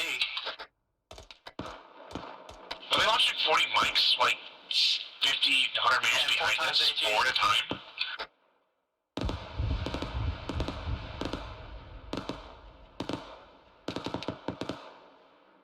Was that their 40? Was that their 40 mics? Alpha, Rhodes, I don't think that's us. Who was that? No, that's not us. Copy, Was that coming their here. 40 mics? Yeah, I'm thinking it's Sergeant Margiotta's. It's marked as a fucking GMG. What the heck is he doing? That was funny. If that's whoever's the... That's insane. I don't know what to say to that. Alright. Actual, don't fucking stop shooting at me.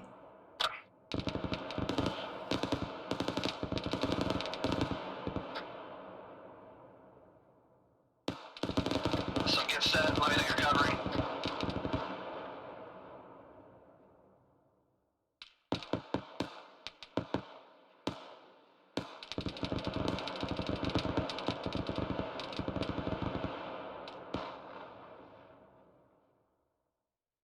blind hip firing. Mike is up. Team 2, the AR is going to cover you as you move past us, bound to our heels to the left, and head for the flags. Morse is down. What the? Oh, they got that fucking MX triple launch grenade launcher, probably. Yeah, that's Margiata. Just be Morris is suppressed up. back in 15 seconds. Roger. So team 1, get ready to move. Addison's gonna cover you best he can. I'm gonna run to the bathroom. I'm suppressed. Alright, He's team 1 demonstrating why they should use fucking 40 mics.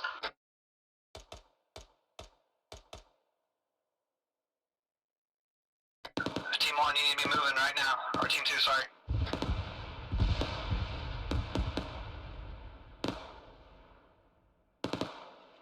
Team 2. I can't reload my rifle. You don't need to be shooting, you need to be moving.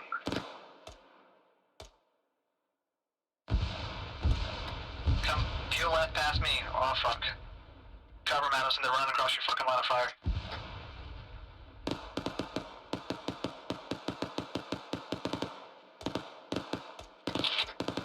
Team 2, can you cover us? With one rifle. I don't have any bullets either and have it for like fucking 15 minutes. Can you get some rounds down range while we move? We're covering. Roger, Addison, let's go. Back up.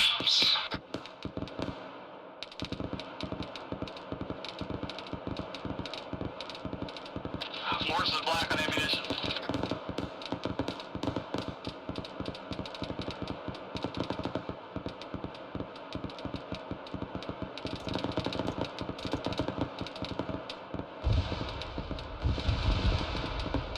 Alright guys, spread out and keep your fucking spacing. Let's get Team 1 on the left side of the, Team 1 left side of the flags, Team 2 right side of the flags. Copy, Adamson, John to the left of the flags.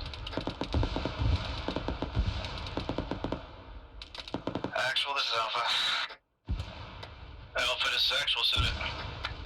We managed to somehow make it to the flags. How copy? Yeah, good copy, condition 4. Alright, Roger. Condition 4. made it to the flags. Fucking, Alright guys, condition 4 your weapons. you know. I'll cease fire. Ceasefire, ceasefire. Alright, before back, make sure you change your loadout back to your regular 506. Yeah, get back in your loaded regular 506 loadout. User disconnected from your channel.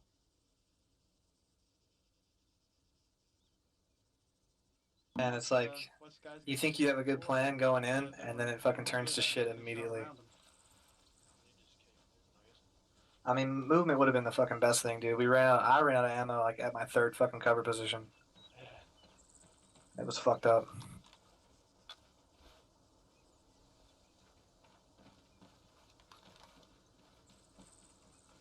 I've been hurt for so fucking long. That was freaking tough, man. Those enemies are super accurate. Not really. Aries, this is up for you. Yeah, the biggest problem, dude, there was no movement. We fucking... Aries is up for, we are good to go. Back in our gear, over. Copy, I'm giving Anybody you have any idea something. why I couldn't reload? Were you black on ammo? Yeah, but then the sergeant gave me some more, and I still couldn't load it. Alright, guys. Somebody reached into my pack and took a bunch of ammo, and I ended up running out, but whatever. Yeah, we're gonna drive. Shotgun. Yeah, I don't know why I gave you ammo that should work, but...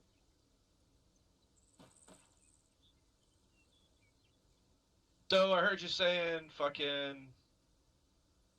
You're playing with the shit, so there's a famous saying that no plan ever survives first contact. I think I don't know if you're on yelling or not, Sergeant. Let's see. Probably wasn't. So, there's a saying that says no plan ever survives first contact. So, that's what just happened. Y'all can plan and plan and plan. As soon as the bullets start flying, shit goes awry.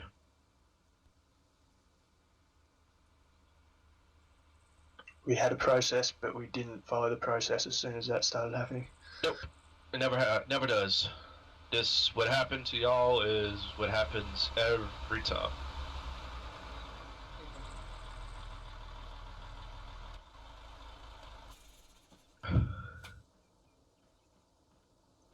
Really? All that truck and all three of y'all are gonna sit in the front seat together? Suspicious. I was at the back, Sergeant. Yeah, I'm sure Wanted you to were. give private Wade some privacy, Sergeant. Alright. Alright, gentlemen, so this is gonna be what we call an after action report. We're not here to fucking belittle you any kind of negative Nancy shit. We're just gonna point out what failed and what y'all need to work on and look at. You wanna go first or me, Sergeant? Alright. I got for you. Out to get a man. Pop smoke. Guys did pop. Down them. Mindful of that. Also, all you guys were all together in one rock. Very tempted to put around in there. That's why you guys should be apart. But I did put around you guys in that rock. Rock you guys. I kept inching. Stopped. Also, black on M. Black on M. I was black on animal at the end there. I was black on ammo about halfway through. Yep. So besides getting resupply, you got black on M. This course only took about at least. That's what I took 5, so about at least 45 minutes. Take 45 minutes. Operations do last about 3 hours at most. That's the max time you can last. Mindful that if operations can last 3 hours and our light infantry, and we fight. So you guys run out of 5 minutes. Have your concern about 3 hours. Be concerned how much ammo. Plus, this line supply as much as possible to you. How it look like when you get something like that. Thank you. Alright, so the initial movement was alright, but pretty much after the second or third H barrier y'all got behind, communication completely broke down with the second team. Alpha was trying his hardest to get y'all to respond, and that shit didn't happen. I don't know how many times I've stressed that communication is fucking key to any successful plan, but I'm gonna keep saying it again, fucking communication. No matter how many fucking bullets are flying, fucking IDF going off, you need to communicate. Especially leaving him hanging, he's fucking calling and nobody's replying. Pet peeve of mine. At least fucking tell him fucking wait over, wait out, something. I'll get to your comment in a minute. Covered fire was fucking irregular. Y'all was shooting when nobody was moving. I didn't hear a single contact report of where they were at. Smoke use was mediocre. That's a big key with moving or having movement successfully, is using proper cover or concealment. Smoke being concealment. Make sure you don't smoke out your position or your friendly's position, because that will stop them from being able to cover you. 40 light mics, that should have been used probably halfway to 3/4 into the course. How many 40 light mics you have left? How many did you shoot? Put I it don't that think way. I have any left there, Sergeant. I found that, correct me if I'm wrong, but that the distance I was firing was beyond the scale on the sight. Should be able to go up to 350. Okay, well, I was using the bottom of the sight and still not hitting it. Really? Well, you gotta figure they were also up probably another 50 meters, so that might have been the problem. Can I say something on that, Sergeant? Yeah. Yep. Send it. All of you, Sergeant Margetta, did you shoot any 40 mics? Yeah, I was definitely shooting those. They're towards the end. Oh yes. All right, a lot of the 40 mic rounds were sailing over top of us, for one, and some other ones were falling way too short. So, I mean, flying past us, like 100 meters past us. So, that was one comment from me. All right. So, biggest thing I seen was communication, covering fire, and proper use of smokes. All of that went to people going down, and going down turned into everybody becoming stagnant. Orders were being able to get zeroed in on us, and I know they put a few of us on our ass because they were able to zero in on us. Another thing I seen was peeking out from the same corner you were just getting shot at. That is something, an enemy that is in an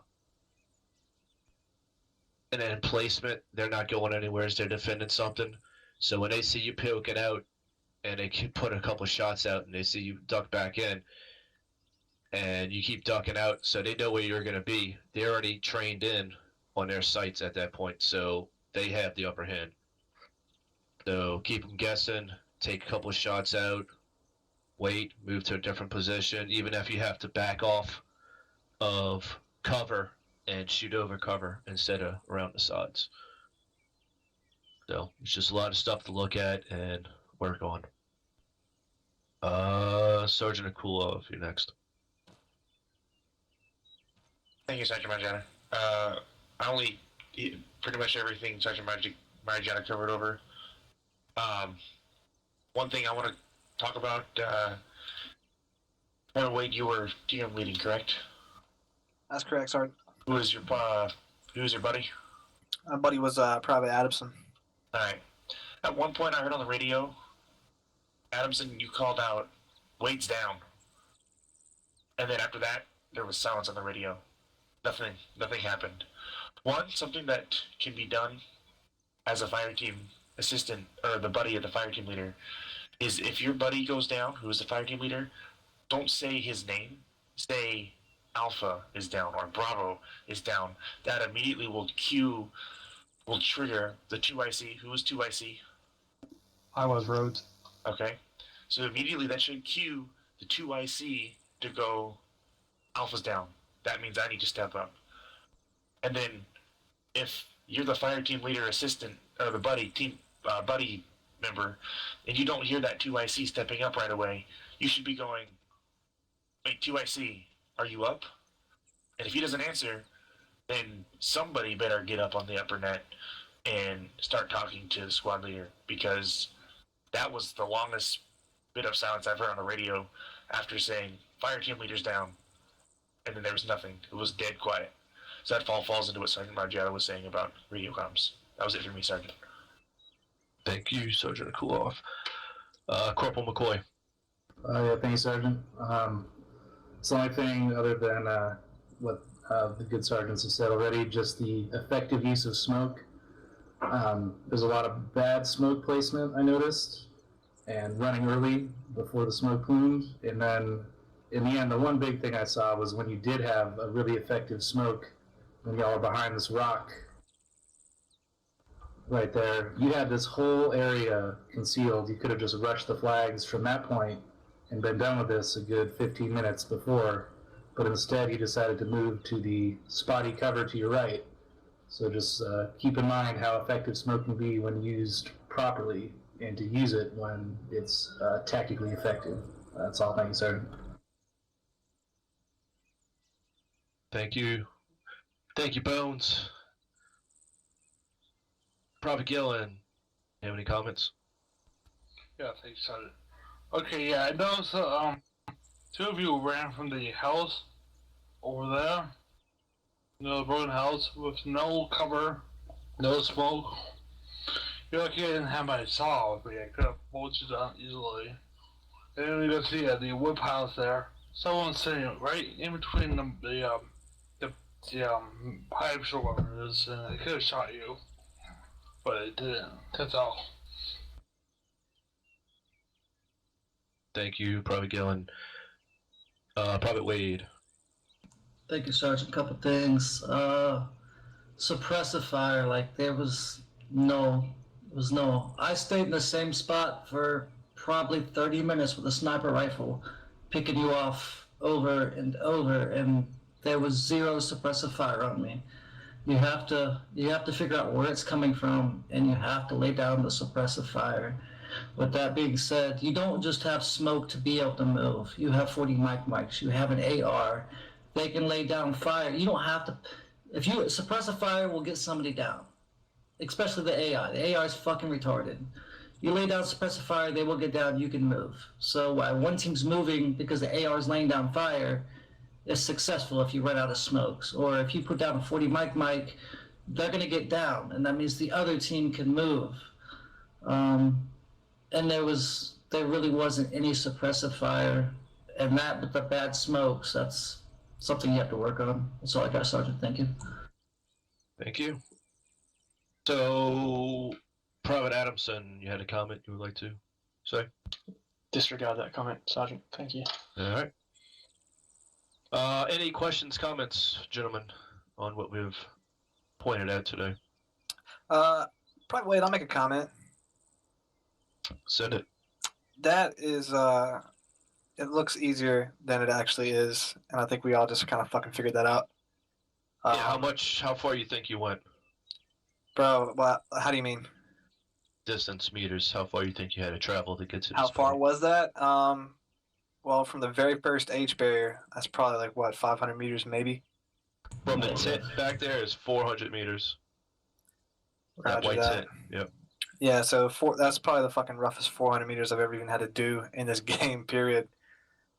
Yeah, but in reality, none of us actually made it here alive. I got picked up like a half a dozen times. Oh, I did too, Correct. no doubt. Right. That's But the I mean, joy of it trying being to a keep game. up with everybody, I don't know, man.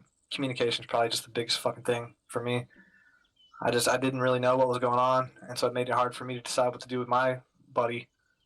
And I don't know, man. It's just tough. Exactly. That's why I keep pushing communication. Communication. So I just gotta make one more comment. Yep, send it.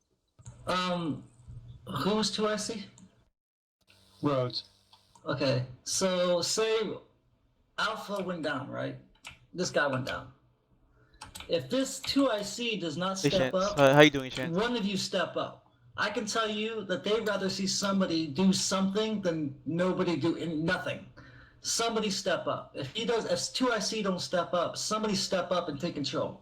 Somebody has to be in charge. And they will tell you they'd rather see somebody make a mistake than do nothing at all. That's all I got, Sergeant. Yep. Yeah, I agree. Definitely. Ask for forgiveness is easier than ask for permission. Especially when fucking shit's going down. I really like, if the 2IC is not stepping up, fuck 3IC, 4IC, fucking step up, just make something happen. Bones, you had some? Thank you, Sergeant. Yeah, just an overall thing about this exercise. The point of this exercise is a stress test. Like our purpose is to push this shit like way harder than you would probably experience in actual operation, just to see how you handle yourselves. So keep that in mind. You know, even though you may feel like you didn't do a great job, we all went through the same shit, got our shit kicked in. But that is definitely the point of this. You know, it's a learning experience, and so we'll see how much you'd handle. Definitely wasn't the worst we've seen, I believe, but not the best. So room for improvement, but you guys made it. Got you guys here. So that's all I had, Sergeant. Yep. So don't put yourselves down. They had fucking everything you didn't. They had the upper ground. They had fucking well reinforced defensive positions. You had fucking the low ground and fucking scarce, shitty cover to fucking bound to. So just try Comment, to. Sergeant? Yep, send it. Yeah, reality is an emplacement that's elevated like this, we would have had to soften this shit up with mortars or Definitely. Yeah, you would have had a couple of fucking couple bombs J-dams dropped coming on down on this yeah, shit. yeah. Yeah, I totally agree. We were meant to. Basically, we're shooting at you, but no, we're not shooting at you. We're shooting around you. When you make a mistake, we punish you for it. That's all this was. It's a stress test, like he said. It's a stress test. We punish you for your mistakes, so you get better. Yeah, if you didn't kill us outright on that in an elevated position, y'all sucked. Well, we purposely placed the mounted heavy weapons at a limit, so they can't be effectively used on you other than just a scare tactic. I think I shot actual more than I shot you guys. Yep. We're not here to fucking totally.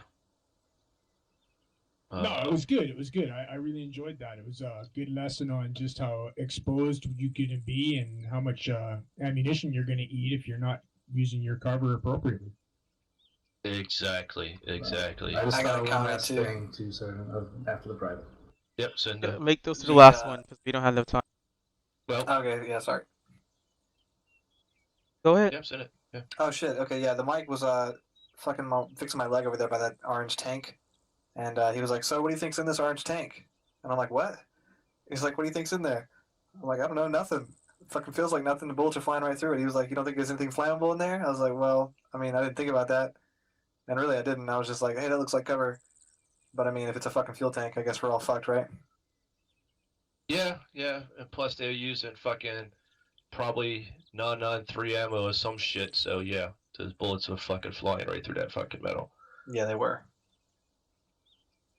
All right, Bones, you had one last comment. Thanks, I'll make it quick. I hope you guys learned the importance of violence of action and controlling the tempo of a fight. You saw how easily, once you gave up the tempo, once you reached those kind of like sand dune things, how quickly the tables turned and you guys got bogged down. So just note that down as something to keep in mind. Thank you, Sergeant. Thank you. All right, back to you, Sergeant Smith. Thank you, Sergeant Margetta. Yep, you guys are friendly dismissed. You guys on Tuesday, day 3. And you guys, we're going over land nav, ID, minus mounting vehicles, and then CQB. And it all off. So yep, you guys on Tuesday. Hey, Morris. Thanks, Sergeant. Yep. Hey, Morris. Yeah, go ahead. Hey, That means you guys can do something, by the way. Turn and look at people. Just hold Alt and turn. Like I see you all the time, like turning your whole body just to see who's talking. Just you can hold Alt and turn your head left and right.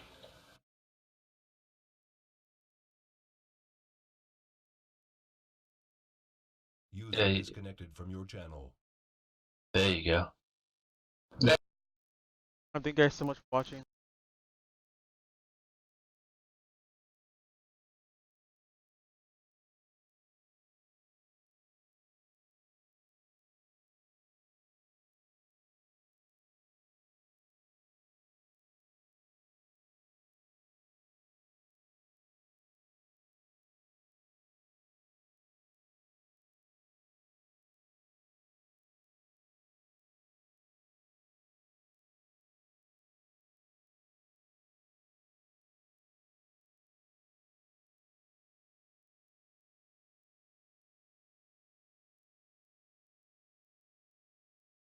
Guys, later. See you tomorrow.